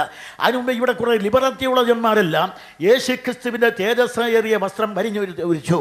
എന്നാൽ അവിടെ അസ്തിത്വം നീക്കിയത് 19-ാം നൂറ്റാണ്ടിൻ്റെ ആരംഭത്തിൽ ബ്രൂണോ ബാവുവർ എന്ന് പറയുന്ന ഒരു തിയോളജനായിരുന്നു. അദ്ദേഹം യേശു ക്രിസ്തുവിന് അസ്തിത്വം തന്നെ നിഷേധിച്ചു. അങ്ങനെ വന്നപ്പോൾ പലരും അദ്ദേഹത്തെ അനുഗമിച്ചുകൊണ്ട് യേശു ക്രിസ്തു ജീവിച്ചിരുന്നേയില്ല, സങ്കല്പമാണെന്നൊക്കെ പറഞ്ഞ് എഴുതാൻ തുടങ്ങി. ഒരുപക്ഷെ ഈ ആശയം നമ്മുടെ ഇവിടുത്തെ മലയാള സാഹിത്യകാരൻ സഖറിയായുടെ കയ്യിൽ കിട്ടിയെങ്കിൽ അദ്ദേഹം അതും പറയുമായിരുന്നു എന്ന് പറയാം. ഒരു ലേഖനം യേശു ക്രിസ്തു ഇന്ത്യയിൽ നിന്ന് കേട്ടപ്പോൾ ഉടനെ അദ്ദേഹം അതിനെക്കുറിച്ച് പഠനം നടത്തണമെന്ന് പറഞ്ഞ ആളാണ്. അങ്ങനെയാണെങ്കിൽ ഞാൻ പറയുകയാണ് ഇതും പഠനം നടത്താൻ. പക്ഷേ കുറേ കഴിഞ്ഞപ്പോൾ അനവധി ചരിത്രകാരന്മാർ യേശു ക്രിസ്തുവിൻ്റെ അസ്തിത്വം സ്ഥാപിച്ചുകൊണ്ട് എഴുതാൻ തുടങ്ങി. 100 കണക്കിന് ചരിത്ര ഗ്രന്ഥങ്ങളുണ്ടായി. അങ്ങനെയുള്ള ചരിത്രങ്ങളിൽ വെച്ച് ഏറ്റവും ശ്രദ്ധേയമായ ഒന്ന് ക്രിസ്ത്യാനി എഴുതിയതല്ല, നേരെ മറിച്ച് യുക്തിവാദിയെന്നോ നാസ്തികനെന്നോ പറയാൻ കഴിയുന്ന റനാൻ എഴുതിയതാണ്. അങ്ങനെ റനാൻ എഴുതിയതായ ആ പ്രത്യേക ചരിത്രത്തിൽ ലൈഫ് ഓഫ് ജീസസ്, അതിലത് എടുത്തു പറഞ്ഞിരിക്കുന്ന ഒരു കാര്യം, അതുമെല്ലാം വിശദീകരിക്കുന്നില്ല, ഒരു ചെറിയ 2-3 വാചകങ്ങൾ മാത്രം. അദ്ദേഹം പറഞ്ഞു, അല്ലയോ നസറായനായ യേശുവേ, മഹാത്മാവേ, അവിടുന്ന് മഹാനായ പരിഷ്കർത്താവാണ്. അങ്ങയുടെ ദൗത്യം അങ്ങ് പൂർത്തീകരിച്ചിരിക്കുന്നു. അങ്ങ് മഹത്വത്തിൽ വിശ്രമിച്ചാലും അല്ലയോ യേശുവേ, ഇനി ഒരു 1000 ആണ്ടുകൾക്ക് ലോകത്തിലെ മുഴുവൻ ജനതയ്ക്കും അംഗീകരിക്കുവാൻ കൊള്ളാകുന്നവൻ നീ മാത്രമാണ്. അല്ലയോ 1000 ആണ്ടുകൾക്ക് അനവധി ആളുകളുടെ ഏറ്റവും വലിയ അംഗീകാരവും ആരാധനയും അങ്ങയെക്കുറിച്ച് മാത്രമല്ലേ ആയിരിക്കും. അല്ലയോ നസറായനായ യേശുവേ, ഞങ്ങളുടെ എല്ലാ സ്ഥാപനങ്ങൾക്കും പ്രമാണമായിരിക്കുന്നതും അങ്ങ് തന്നെയാണ്. അല്ലയോ നസറായനായ യേശുവേ, അങ്ങാണ് ഇനി ഉണ്ടാകാൻ പോകുന്ന സകല ആശയങ്ങൾക്കും സമരത്തിനെല്ലാം കാരണമാകുന്നത്. അങ്ങയുടെ മഹത്വപരമായ നാമം വരുവാൻ പോകുന്ന 1000കണക്കിന് സമരങ്ങൾക്കും കാരണമാകും. അല്ലയോ നസറായനായ യേശുവേ, അങ്ങേ ഒരിക്കലും ഇളക്കി മറിക്കുവാൻ ശ്രമിക്കുന്നവന് അത് സാധ്യമല്ല, അത് ഭൂമിയെ തകിടം മറിക്കുന്നത് പോലെയാണ്. ഇവിടെ അദ്ദേഹം പറഞ്ഞു, അല്ലയോ നസറായനായ യേശുവേ, അങ്ങ് നീണാൾ വാഴട്ടെ. അങ്ങ് ദൈവത്തെയും ഞങ്ങളെയും മറച്ചിരുന്ന ആ തിരശീല എന്നേക്കുമായി മാറ്റിത്തന്നു. ഇനി ഒരിക്കലും ഞങ്ങൾക്ക് ദൈവത്തെയും അങ്ങയെയും വേർതിരിക്കുവാൻ കഴിയയില്ല. 1000 ആണ്ടുകൾ അങ്ങയെ പ്രകീർത്തിക്കും, 1000 ആളുകൾ അങ്ങയെ സ്തുതിച്ചുകൊണ്ടേയിരിക്കുമെന്ന് പറഞ്ഞുകൊണ്ടാണ് റനാൻ തൂലിക താഴെ വെച്ചത്. ലോകപ്രസിദ്ധ നാസ്തിക ആചാര്യനായ ഇംഗർസോൾ ഒരിക്കൽ പ്രസംഗ പര്യടനം നടത്തുമ്പോൾ അമേരിക്കയിൽ പടുകുറ്റൻ പള്ളികൾ കണ്ട് വളരെയേറെ വിഷണ്ഡചിത്തനായ ഇംഗർസോൾ തൻ്റെ സഹചരനായ ലീ വാലസിനെ വിളിച്ചു, വാലസ്, നീ ഒരു പുസ്തകം എഴുതണം. യേശു ക്രിസ്തു ജീവിച്ചിരുന്നിട്ടില്ല, അത് നീയും ഞാനും അറിയുന്ന സത്യം, അത് ലോകത്തെ അറിയിക്കാൻ പുസ്തകം എഴുതണം. ലീ വാലസ് പറഞ്ഞു, ഞാൻ അങ്ങ് എഴുതാം ഒരു പുസ്തകം. അദ്ദേഹം പറഞ്ഞിരിക്കുന്നത് ഇങ്ങനെയാണ്, യേശു ക്രിസ്തുവിനെ കുറിച്ചൊരു പുസ്തകം എഴുതണമെന്ന് ഞാൻ ആഗ്രഹിച്ചു. അതിനുവേണ്ടി 4 സുവിശേഷങ്ങളും പരിശോധിച്ചു. ഞാൻ നേരെ പാലസ്റ്റൈനിലേക്ക് ചെന്നു. അവനെക്കുറിച്ച് എഴുതാൻ തുടങ്ങിയപ്പോൾ ഏതൊരു ക്രിസ്തു ജീവിച്ചിരുന്നില്ല എന്ന് ഞാൻ എഴുതുവാൻ ശ്രമിച്ചുവോ ആ ക്രിസ്തു ജീവിച്ചിരുന്നു എന്നുള്ളതിന് ധാരാളമായ തെളിവുകൾ ലഭിച്ചു. അതുകൊണ്ട് അദ്ദേഹം എഴുതി ലീ വാലസ് എഴുതിയ ആ പുസ്തകത്തിൻ്റെ പേര് ബൻഹർ. ബൈബിൾ കഴിഞ്ഞാൽ ലോകത്തിലെ ഏറ്റവും പ്രചാരമുള്ള കൃതിയായി അത് മാറി. അതുപോലെ റനാൻ വേറൊരു കാര്യം കൂടെ പറഞ്ഞിട്ടുണ്ട്. അദ്ദേഹം പറഞ്ഞു, യേശു ക്രിസ്തു ജീവിച്ചിരുന്നോ ഇല്ലോ എന്ന് പരിശോധിക്കാൻ ഞാൻ ആദ്യം 4 സുവിശേഷങ്ങളും പരിശോധിച്ചിട്ട് ഇതിൽ പറഞ്ഞിരിക്കുന്ന സ്ഥലകാലങ്ങൾക്ക് ഭൂമിശാസ്ത്രപരമായി മറ്റു നില എന്തെല്ലാം ബന്ധമുണ്ടെന്ന് കാണാം. ഞാൻ നേരെ പാലസ്റ്റൈനിലേക്ക് പോയി. അവിടെ ചെന്ന് അവിടെ കണ്ട ഓരോ കാഴ്ചകളും 4 സുവിശേഷത്തെയും സ്ഥിരീകരിക്കുന്ന 5ാം സുവിശേഷമായി ഇന്ന് ക്രിസ്തുവിൻ്റെ ചരിത്രം എഴുതുന്ന ഏതൊരു ചരിത്രകാരനും 5ാം സുവിശേഷം എന്നൊരു അധ്യായം എഴുതാതെ കഴിയുകയില്ല. അവിടെ ഒരു അർത്ഥത്തിൽ പറഞ്ഞാൽ യേശു ക്രിസ്തു ചരിത്രത്തിൻ്റെ ആണിക്കൽ തന്നെയാണ്. യേശു ക്രിസ്തു ചരിത്രത്തിൻ്റെ മൂലക്കല്ലാണ്. ബൈബിൾ പറയുന്നത് പോലെ അവനത്രേ ഇതിനെല്ലാം ആധാരമായിരിക്കുന്നവൻ.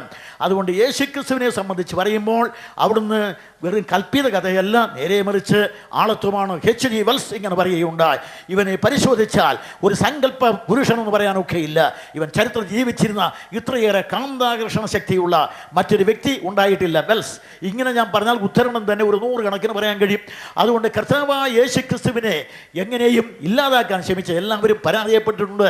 ഇന്നത്തെ ലോകത്തിൽ ഞാൻ ആദ്യം പറഞ്ഞതുപോലെ സർവ്വ ആരാധ്യനായി, സർവ്വ ഉന്നതനായി, സമസ്ത കരാരടപ്പുള്ളതായി രക്ഷകനായി ആരാധിക്കപ്പെടുന്ന ആലാപനം ചെയ്യപ്പെടുന്ന ആഘോഷിക്കപ്പെടുന്ന അനുഗ്രഹീത സത്താവിശേഷമാണ് കർത്താവായ യേശുക്രിസ്തു. ഇവിടെ മൂന്നാമത്തെ കുറിപ്പിലാണ് ഇപ്പോൾ ഞാൻ നിൽക്കുന്നത്.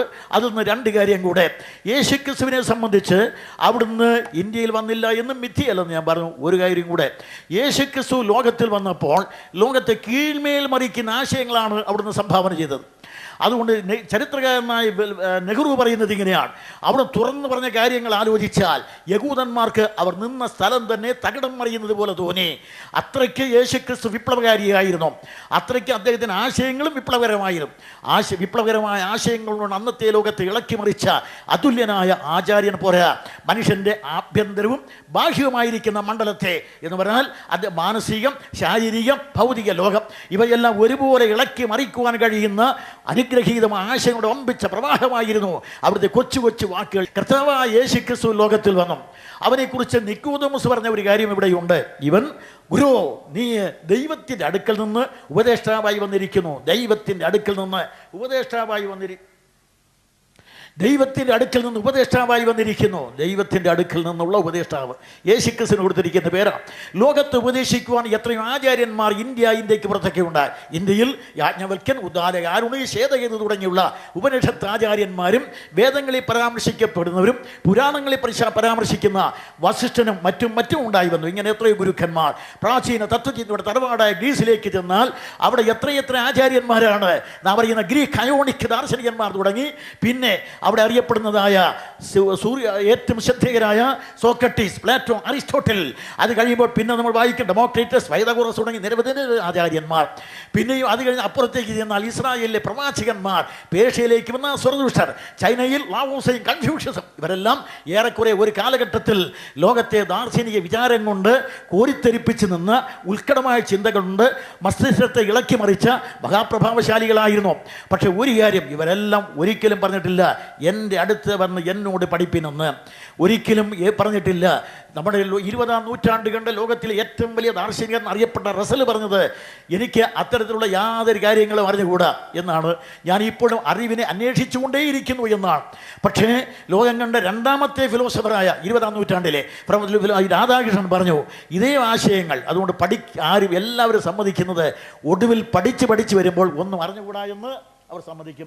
ഞങ്ങൾ അറിവിനെ അന്വേഷിക്കുന്നു എന്ന്. പക്ഷേ യേശുക്രിസ്തു വന്നത് മുതൽ ദൈവത്തിന് അടുക്കൽ നിന്ന് ഇറങ്ങി വന്ന ഉപദേഷ്ടാവെന്ന് പറയും. അത് ശരിയാണ്, അദ്ദേഹം പഠിപ്പിക്കുകയായിരുന്നു. അദ്ദേഹം പഠിപ്പിച്ചതുപോലെ ആരും പഠിപ്പിച്ചിട്ടില്ല.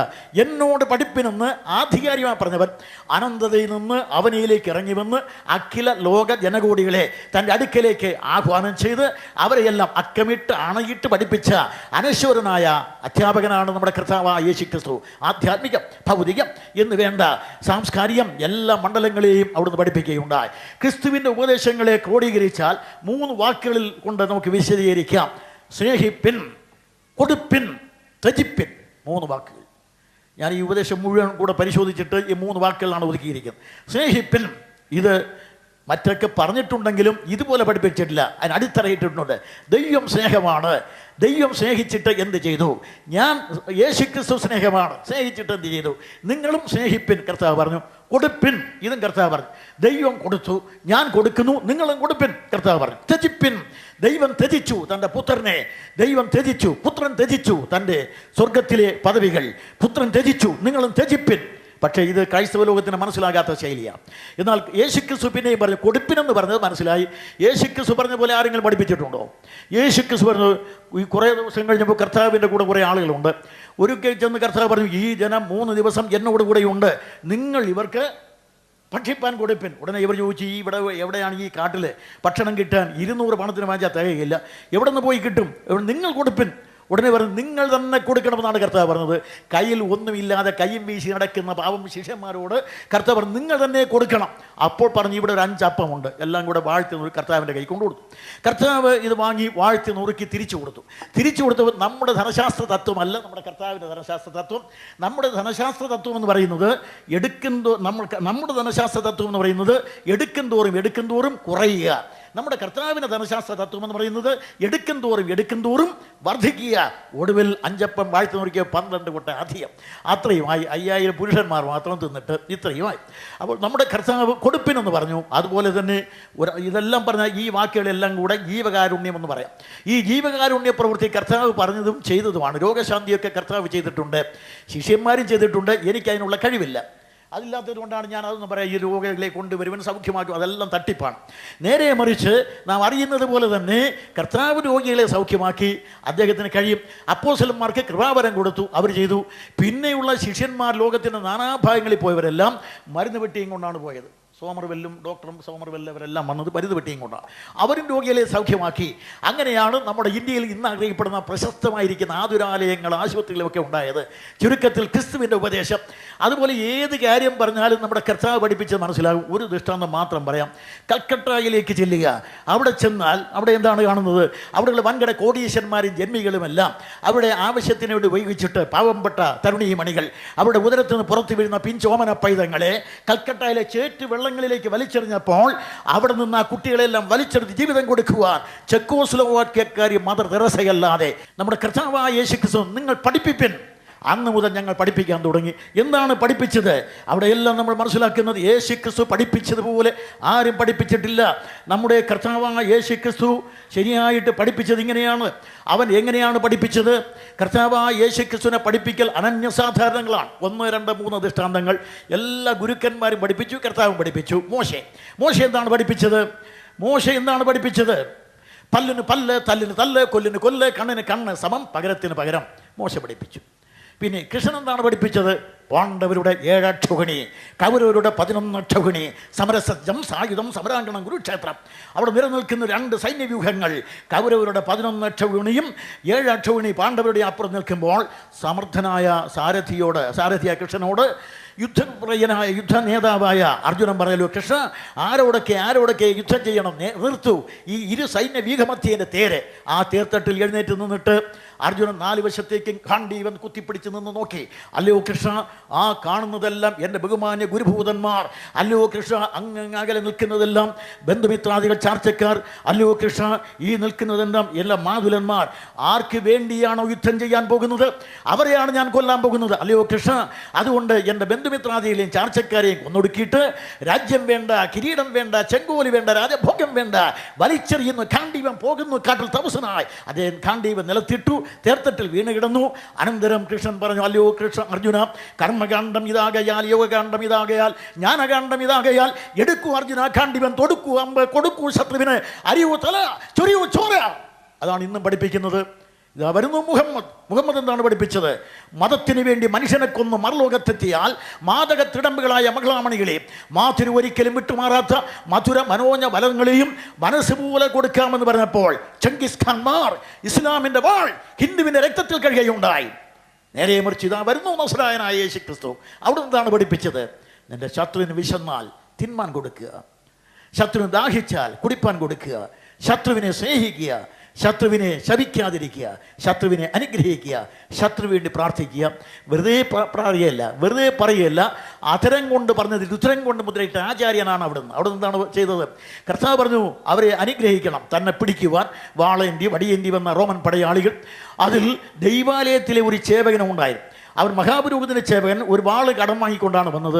പക്ഷേ ആ വാളും കൊണ്ടാണ് വന്നത്. പക്ഷെ ഒരു കാര്യം നടന്നു. അവൻ വാളുമായിട്ട് യേശുവിനെ പിടിക്കാൻ അടുക്കുന്നത് കണ്ടിട്ട് പത്രോസ് ഒരു കാര്യം ചെയ്തു. പത്രോസ് നേരെ ചെന്ന് അവൻ അന്ന് കടം വാങ്ങിക്കൊണ്ടുപോയ വാള് വസ്ത്രത്തിന് അടിയിൽ ഒളിച്ചു വെച്ചിരുന്നു. അതുമായിട്ട് അവിടെ പോയി. അവിടെ ചെന്ന് പത്രോസ് വാൾ പ്രയോഗിച്ചു. ഈ കടം വാങ്ങിച്ച വാൾ ഒളിച്ചു വെച്ച വാളാണ്. മറ്റവൻ അവിടെ ചെന്ന് യേശുവിനെ പിടിക്കുവാൻ അടുക്കുന്ന കണ്ടപ്പോൾ പത്രോസ് കടം വാങ്ങി വിളിച്ച വാൾ ഊരിയെടുത്ത് പ്രയോഗിച്ചപ്പോൾ കളരി പോയിട്ടില്ലാത്ത, കത്തി പിടിച്ചിട്ടില്ലാത്ത, ചുവടറിഞ്ഞുകൂടാത്ത പത്രോസ് കടലിൽ പോയിട്ടുണ്ട്, ചൂണ്ടയിട്ടിട്ടുണ്ട്, മീൻ പിടിച്ചിട്ടുണ്ട്, മീൻ തല വെട്ടിയിട്ടുണ്ടാകാം. ആ പാടം വെച്ച് ഈ വാൾ പ്രയോഗിച്ചപ്പോൾ വെട്ടാൻ വന്നവൻ്റെ കഴുത്ത് പോയില്ല, കാതേ പോയുള്ളൂ. വെട്ടാൻ അറിഞ്ഞുകൂടാത്തവൻ വെട്ടിയാൽ ഇതായിരിക്കും. അത് കഴിഞ്ഞിട്ട് യേശുക്രിസ്തു ഇവൻ്റെ കാതറ്റ് നിൽക്കുന്ന കണ്ടിട്ട് നേരെ അടുത്ത് ചെന്നു. കാത് ചെന്ന് അവൻ്റെ കാത് തൊട്ട് സൗഖ്യമാക്കിയിട്ട് അവനോട് പത്രോസ് വാൾ ഉറയിലിടുക, വാളെടുക്കുന്നവൻ വാളാൽ വീഴും. 2000 ആണ്ടുകൾക്ക് മുമ്പ് ആയുധമെടുത്ത് അവൻ്റെ തല അറുത്തവനിയിലിട്ട് ചോരയ്ക്ക് വേണ്ടി വെമ്പി നിന്ന ചോരക്കൊതിയനായ ഈ പത്രോസിനെ നോക്കി യേശു പറഞ്ഞു, പത്രോസ് വാൾ ഉറയിലിടുക. ഞങ്ങൾ ഉറയിലില്ല, ഇട്ട് തറയിലിടുകയായിരുന്നു. കാരണം ഉറയിൽ കിടന്ന് എടുക്കാൻ തോന്നുമല്ലോ. അതുകൊണ്ട് ലോക ചരിത്രത്തിൽ എല്ലാ മതങ്ങളും കൊന്നു വിജയിച്ചതാണ്.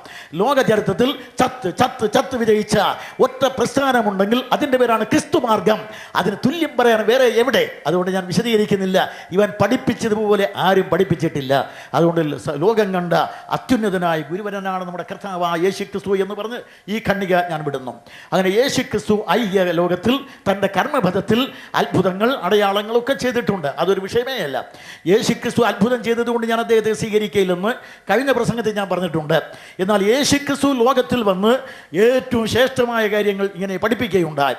പഠിപ്പിച്ച കർത്താവ് ഏറ്റവും ഒടുവിലായി പറഞ്ഞു, ഇപ്പോൾ ഞാൻ വന്നത് ഈ പഠിപ്പിക്കാൻ മാത്രമല്ല, മരിക്കാൻ വേണ്ടിയാണ്. അങ്ങനെ ലോകത്തിൽ നമ്മളെല്ലാം മരിക്കുന്നത് ജനിച്ചതുകൊണ്ടും പാപം കൊണ്ടുമാണ്. എന്നാൽ യേശു ക്രിസ്തു പറഞ്ഞു, ഞാൻ ജനിച്ചത് തന്നെ മരിക്കാൻ വേണ്ടിയാണ്. പ്രവാചകന്മാരെല്ലാം പറഞ്ഞു, ക്രിസ്തുവിൻ്റെ മരണം പ്രവാചകന്മാർ തന്നെ പറഞ്ഞു വെച്ചു, ക്രിസ്തു തന്നെ പ്രഖ്യാപിച്ചു. ആ മരണം സംഭവിക്കണം. വിശദീകരിക്കാൻ സമയമില്ലാത്തതുകൊണ്ട് വിടുകയാണ്.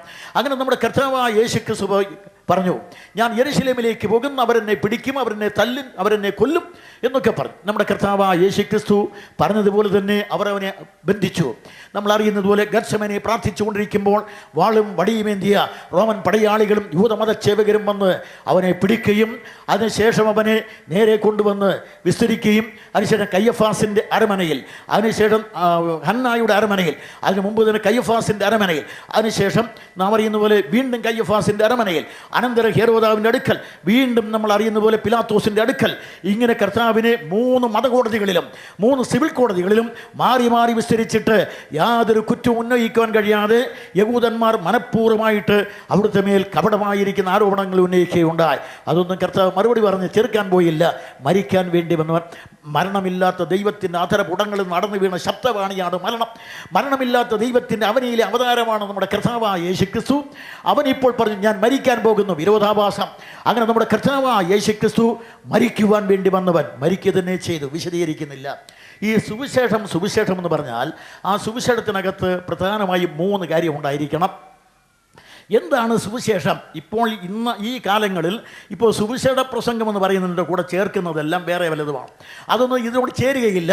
സുവിശേഷ പ്രസംഗവും ഗാനമേളയും, സുവിശേഷ പ്രസംഗവും കരിമരുന്ന് പ്രയോഗവും, സുവിശേഷ പ്രസംഗവും പിന്നെ മറ്റ് രോഗശാന്തി ഭൂതശാന്തിയുടെ ഇതൊക്കെ ഉണ്ട്. അതൊന്നും ചേരുകയില്ല. സുവിശേഷം എന്ന് പറഞ്ഞാൽ ഒറ്റപ്പെട്ട് ഉയർന്ന് ഉന്നതമായി നിലകൊള്ളുന്ന ഒരു വസ്തുതയാണ്. എന്താണത്? അതിനെക്കുറിച്ച് പൗലോസ് തന്നെ പറയുന്നത് വചനമാണ്. ദാവീദിൻ്റെ സന്തതിയായ ജനിച്ച് മരിച്ചിട്ട് ഉയർത്തെഴുന്നേറ്റ യേശുക്രിസ്തുവിനെ ഓർത്തുകൊള്ളുക, ഇതാകുന്നു എൻ്റെ സുവിശേഷം. ഞാൻ പ്രസംഗിക്കുന്ന സുവിശേഷം ജഡം സംബന്ധിച്ച് ദാവീദിൻ്റെ പുത്രൻ, ആത്മാവ് സംബന്ധിച്ച് ദൈവത്തിൻ്റെ പുത്രൻ, മരിച്ചിട്ടുയർക്കയാൽ വിശുദ്ധിയുടെ ആത്മാവ് സംബന്ധിച്ച് ദൈവത്തിൻ്റെ പുത്രൻ എന്ന് നിർണ്ണയിക്കപ്പെട്ടവൻ. ഈ കർത്താവിനെ കുറിച്ച് അവനെ ജനന മരണ പുനരുത്ഥാനമടങ്ങിയ ഈ വസ്തുത ഉൾക്കൊള്ളിക്കാതെ സുവിശേഷമില്ല. അതുകൊണ്ട് സുവിശേഷമല്ല ഇപ്പോൾ കേൾക്കുന്നതൊന്നും. അതുകൊണ്ട് ഇത് തന്നെയാണ് സുവിശേഷത്തിൻ്റെ കാതൽ സത്ത. പാപിയെ രക്ഷിക്കുവാൻ കഴിയുന്ന സന്ദേശം ഇത് മാത്രമാണ്. അതാണ് പ്രസംഗിക്കേണ്ടത്. നമ്മുടെ ആളുകൾക്ക് 2 കഥയും 2 പാട്ടും കൊണ്ട് ഒരു പ്രസംഗം തീരും. അതല്ല, സുവിശേഷം ഇതുപോലെ വിശദീകരിക്കണം. ഇതാണ് പൗലോസ് ചെയ്തത്. അതും ഞാൻ വിടുകയാണ്. അപ്പോൾ കർത്താവായ യേശുക്രിസ്തു ലോകത്തിൽ ഇപ്പോൾ മരിക്കുവാൻ വേണ്ടി വരികയും മനുഷ്യവർഗത്തിൻ്റെ പാപത്തിൻ്റെ പരിഹാരത്തിന് വേണ്ടി കാൽവരിയിലെ ക്രൂശിൽ യാഗമായി തീരുകയും ചെയ്തു. അങ്ങനെ കർത്താവായ യേശുക്രിസ്തു മരിച്ചു. പിന്നെ ഇവിടെ ഇടയ്ക്ക് ഒരു കാര്യം കൂടെ പറയണം. യേശുക്രിസ്തു ക്രൂശിക്കപ്പെടുവാൻ വേണ്ടി ഏൽപ്പിച്ചു കൊടുത്തതാണ്. അവനെ വിധിച്ചത് ഗവർണർ പിലാത്തോസ്. 2, യേശുക്രിസ്തുവിനെ ക്രൂശിക്കുവാൻ വേണ്ടി ഏൽപ്പിച്ചപ്പോൾ അവൻ തന്നെ പറഞ്ഞു, ഞാൻ മരിക്കുവാൻ വേണ്ടി വന്നു എന്ന്. 3, അവനെ കൈയേറ്റത് യഹൂദന്മാർ. അവനെ ക്രൂശിക്കാൻ കൊണ്ടുപോയത് 600 പേരടങ്ങുന്ന ഒരു പട്ടാള യൂണിറ്റാണ് റോമാക്കാരുടെ. അതിനു പുറമെ കർത്താവിനോട് ക്രൂശിക്കാൻ കൊണ്ടുപോകുമ്പോൾ യെരൂശലേം ദൈവാലയത്തിൽ ഉള്ള കാവൽ സേവകന്മാരും പടയാളികളും ഉണ്ടായിരുന്നു. അതിനു പുറമെ കൂറിൻ്റെ ക്രമപ്രകാരമുള്ള 21 മഹാപുരോഹിതന്മാരും സന്നിധ്രീയ സംഘങ്ങളും അതിനു പുറമെ മറ്റ് യഹൂദന്മാർ അടക്കവും അതിനു പുറമേ അവിടെയുള്ള വനിതാ സമാജം എന്ന് പറയാൻ കഴിയുന്ന യെരുശലേം പുത്രിമാരെന്ന സംഘവും ഉണ്ടായിരുന്നു. ചൂഴവേ നിൽക്കുകയാണ്. അതിൻ്റെ നടുവിലൂടെയാണ് യേശുവിനെ ക്രൂശിക്കാൻ കൊണ്ടുപോകുന്നത്. നിങ്ങൾ തന്നെ അവനെ കൊണ്ടുപോയി ക്രൂശിപ്പിൻ പിലാത്തോസ്. യഹൂദന്മാർ അവനെ കയ്യേറ്റു. അങ്ങനെ കയ്യേറ്റ് ക്രൂശിപ്പാൻ കൊണ്ടുപോകുമ്പോൾ സംഭവിച്ച കാര്യം, ഇവിടെ ചിലർ ഈ ഖുറാനിൽ പറഞ്ഞിരിക്കുന്നത് ക്രൂശിക്കാനായിട്ട് അങ്ങോട്ട് കൊണ്ടുപോകുമ്പോൾ അള്ളാഹു അദ്ദേഹത്തെ ആകാശത്തിലേക്ക് എടുത്തതുകൊണ്ട് അദ്ദേഹത്തെ ക്രൂശിക്കാൻ കഴിഞ്ഞില്ല. അത് ക്രിസ്തുമാർഗത്തിൻ്റെ അടിത്തറ മാറ്റുന്ന പ്രസ്ഥാനമാണ്. കാരണം ഒന്ന്, യേശുക്രിസ്തു തന്നെ പറഞ്ഞതാണ്. രണ്ടാമത്, 1-ാം നൂറ്റാണ്ടിൽ ജീവിച്ചിരുന്ന നമ്മുടെ കർത്താവും അനുചരന്മാരായ അപ്പോസ്തലന്മാരും ഒരുപോലെ എഴുതിയിരിക്കുന്നത് യേശുവിനെ ക്രൂശിച്ചു, കൊന്നു എന്നാണ്. അവർ അടക്കം ചെയ്തു എന്നാണ്. നേരെ മറിച്ച് ഇവർ 600 വർഷങ്ങൾക്ക് ശേഷം അവിടെ നിന്ന് വളരെ ദൂരെ സൗദിയിലെ മണ്ണിൽ നിന്നുകൊണ്ട് മുഹമ്മദാണ് പറഞ്ഞിരിക്കുന്നത് അവനെ അള്ളാഹു ആകാശത്തിലേക്ക് എടുത്തു കളഞ്ഞു എന്ന്. എങ്കിൽ പിന്നെ അന്നേ ഇത് പ്രചരിക്കണ്ടേ? അതുകൊണ്ട് അങ്ങനെ ഒരു കഥ 6-ാം നൂറ്റാണ്ടിന് മുഹമ്മദിന് ശേഷമാണ് പ്രചരിച്ചത്. അങ്ങനെ എടുത്തു കഴിഞ്ഞു കഴിഞ്ഞാൽ ഒന്ന്, പിലാത്തോസിനെ മണ്ടനാക്കേണ്ടി വരും. അതുകൊണ്ട് ഇവരെല്ലാം വെട്ടിച്ച് വേണം അള്ളാഹു എടുക്കാൻ. അങ്ങനെ ഒരു സംഭവം നടന്നില്ല. കർത്താവ് തന്നെ മരിക്കുന്നു എന്ന് പറഞ്ഞു. അവർ തന്നെ മരിക്കാൻ ഏൽപ്പിച്ചു കൊടുത്തു. റോമൻ പടയാളികൾക്ക് തെറ്റുപറ്റിയില്ല. അവർ തന്നെ അവനെ കൊണ്ടുചെന്നു. അവർ അവനെ മറ്റ് 2 പേരോടുകൂടി കൊണ്ടുചെന്ന് ഒരുത്തനെ അപ്പുറത്തും ഒരുത്തനെ ഇപ്പുറത്തും യേശുവിനെ നടുവിലുമായി കിടത്തി യേശുക്രിസ്തുവിൻ്റെ കൈകളിൽ തന്നെ ആണി വെച്ചടിക്കുകയുണ്ടായി. ആ കാര്യം ആണി വെച്ച് കർത്താവിൻ്റെ കൈകൾ ഞാൻ അടിച്ചപ്പോൾ പ്രിയ സ്നേഹിതരെ ഒരു കാര്യം സംഭവിച്ചു. ലോകത്തിൻ്റെ പാപത്തിൻ്റെ പരിഹാരത്തിന് വേണ്ടിയുള്ള ആ കനത്ത ഖണ്ഡീരവം മുഴങ്ങുകയായിരുന്നു. പാപത്തിൻ്റെ പരിഹാര ബന്ധാവിൽ അരങ്ങേറിയ യാഗത്തിലേക്കുള്ള കർമ്മപദ്ധതി അരങ്ങേറുകയായിരുന്നു. അങ്ങനെ നമ്മുടെ കർത്താവായ യേശുക്രിസ്തു കാൽവറിയിലെ ക്രൂശിൽ മരിച്ചു എന്നുള്ളത് ചരിത്ര സംഭവമായിരിക്കുമ്പോൾ 600 വർഷങ്ങൾക്ക് ശേഷം ഒരാൾ എന്തോ എഴുതി വെച്ചതുകൊണ്ട് ക്രൈസ്തവരായ ഞങ്ങൾ അത് അപ്പാടെ അവഗണിക്കുകയാണ്. മുഖവില പോലും കൽപ്പിക്കുന്നില്ല എന്ന് സാരം. അതുകൊണ്ട് യേശുക്രിസ്തു മരിച്ചു, അടക്കപ്പെട്ടു.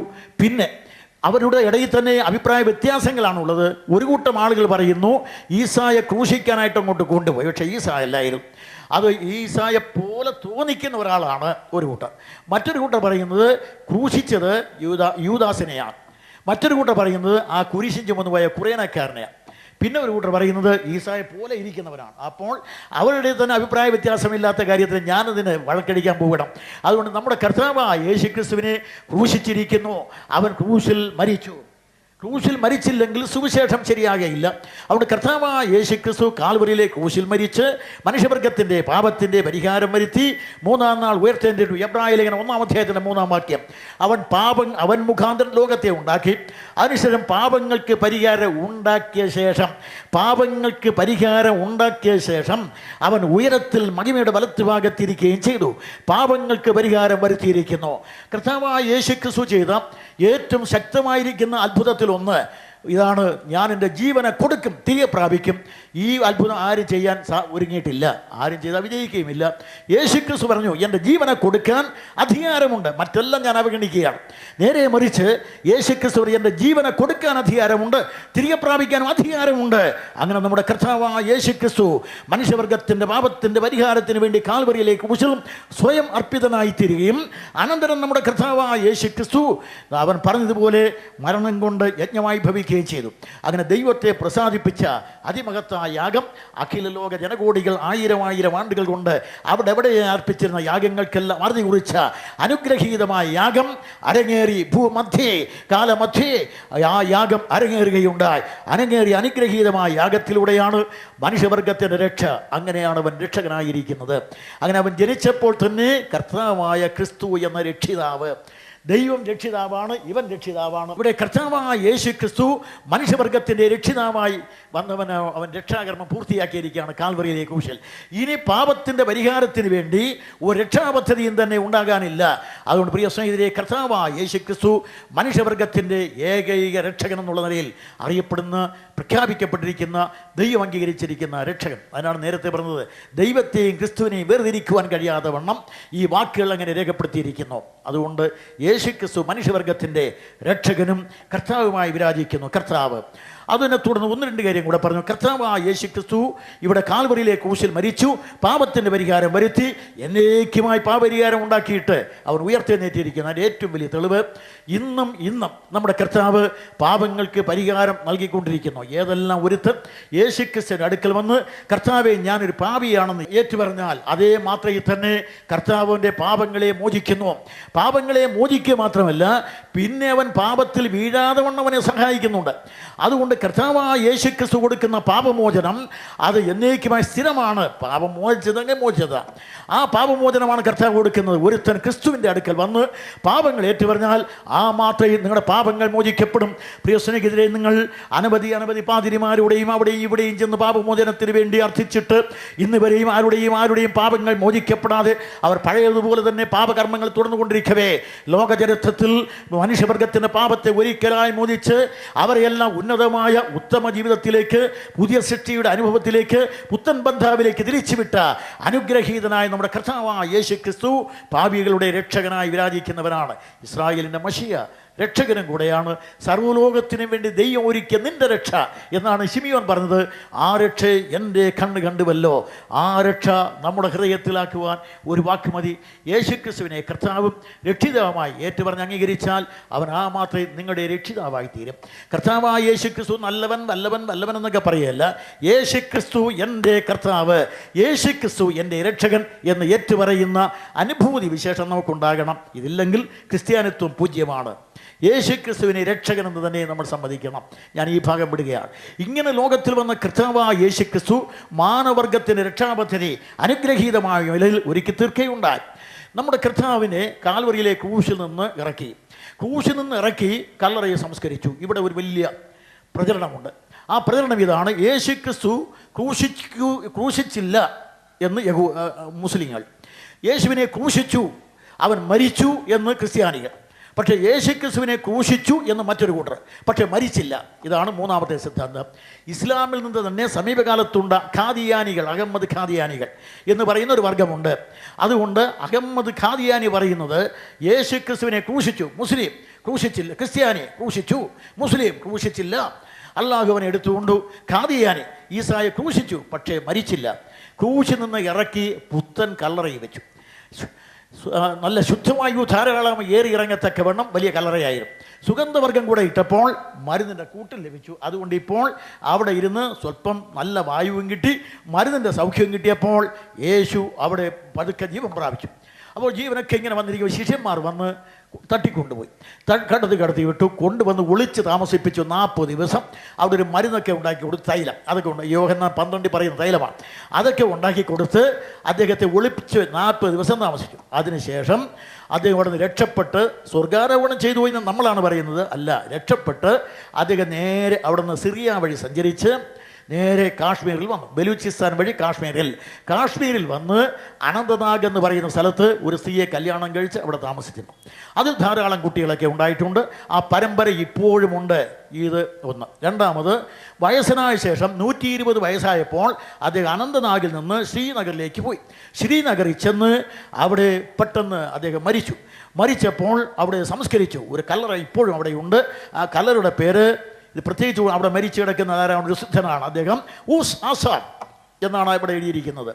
അപ്പോൾ ഇതാണ് അവർ പ്രചരിപ്പിക്കുന്നത്. അതുകൊണ്ട് എന്നെ കേൾക്കുന്ന പ്രിയ സ്നേഹിതരെ, ഞാൻ പ്രസംഗിക്കുന്ന കർത്താവായ യേശുക്രിസ്തു ചരിത്രം ചമച്ച് ചരിത്രത്തിൽ അതിശക്തമായി ജിബ്രാൾട്ടർ പാറയേക്കാൾ ഊക്കോടെ നിലകൊള്ളുന്നവനാകയാൽ, യുഗങ്ങളുടെ പാറയായി വിരാജിക്കുന്നവനാകയാൽ, അവനെ ചെറുക്കുന്ന ഏത് ആശയത്തെ കിട്ടിയാലും അത് ചെറുക്കാൻ തന്നെ തീരുമാനിച്ചുള്ളതാണ്. അതുപോലെ പ്രസംഗിക്കാൻ കൊള്ളാകുന്ന, പ്രസാദിക്കാൻ കൊള്ളാകുന്ന, പ്രഘോഷിക്കാൻ കൊള്ളാകുന്ന മറ്റൊരു നാമം പ്രപഞ്ചസീമ ഇല്ലെന്നുള്ളത് വേറെ കാര്യം. അതിനും പുറമെ കർത്താവായ യേശുക്രിസ്തുവിനെ ഒരു ദിവസം പ്രസംഗിച്ചില്ലെങ്കിൽ ഈ യോനെ വിഴുങ്ങിയ മത്സ്യം പോലെയാണ് എൻ്റെ കഥ. എവിടെയെങ്കിലും ചെന്ന് പ്രസംഗിച്ചില്ലെങ്കിൽ ഇനി സ്വൈരം വരികയില്ല. അതിന് ഞാനൊരു സംവിധാനമൊക്കെ ഉണ്ടാക്കി വെച്ചിട്ടുണ്ട്. എനിക്ക് എപ്പോൾ പ്രസംഗിക്കണമെന്ന് തോന്നുന്നു ഏതെങ്കിലും കവലയിൽ ചെന്ന് യേശുക്രിസ്തുവിനെ കുറിച്ച് ഒരു പ്രസംഗം ചെയ്യും. അത് ഇന്ന് നടന്നുകൊണ്ട് 72 വയസ്സായിട്ടും അതിന് മാറ്റം വരുന്നില്ല. എൻ്റെ ഭാര്യ ഇന്നിവിടെ വന്നിട്ടുണ്ട് പ്രസംഗം കേൾക്കാൻ.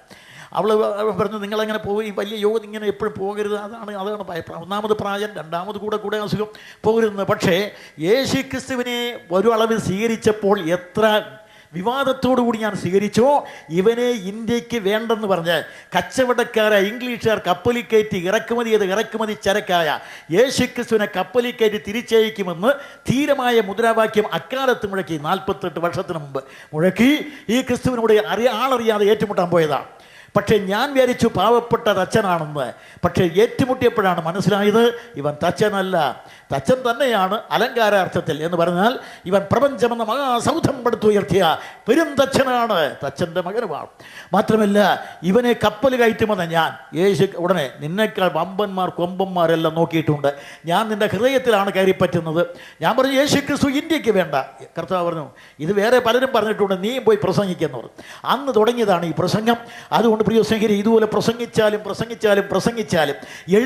എഴുതിയാലും മതി വരാതെ വണ്ണം ആയിരക്കണക്കിന് ആളുകൾ അവനിവിടെ നാനാ കോണുകളിൽ നിന്നുകൊണ്ട് അവരവൻ്റേതായ അനവധിയായ ഭാഷകളിൽ ആവോളം എഴുതിയും ആവോളം പാടിയും ആവോളം വരച്ചും ആവോളം പ്രകൃതിച്ചു നിട്ടും ഇന്ന് വരെയും ആർക്കും പൂരിപ്പിക്കുവാൻ കഴിയാത്ത അഭൂതപൂർവമായ സമസ്യയായി നിലകൊള്ളുന്ന കർത്താവായ യേശു ക്രിസ്തു. അതുകൊണ്ട് ഈ കർത്താവായ യേശു ക്രിസ്തുവിൻ്റെ ഔന്നത്യം എത്ര വലുതായിരിക്കുന്നു. അത്രയും പറഞ്ഞ് ഞാൻ അടുത്ത ഭാഗത്തേക്ക് വരും. നമ്മുടെ കർത്താവ് ഇന്ത്യയിൽ ആദ്യം പ്രാവശ്യം വന്നു എന്നുള്ളത് ഖാദിയാനികൾ സമ്മതിക്കുന്നില്ല. രണ്ടാം പ്രാവശ്യം വന്നതാണ് അവർ പറയുന്നത്.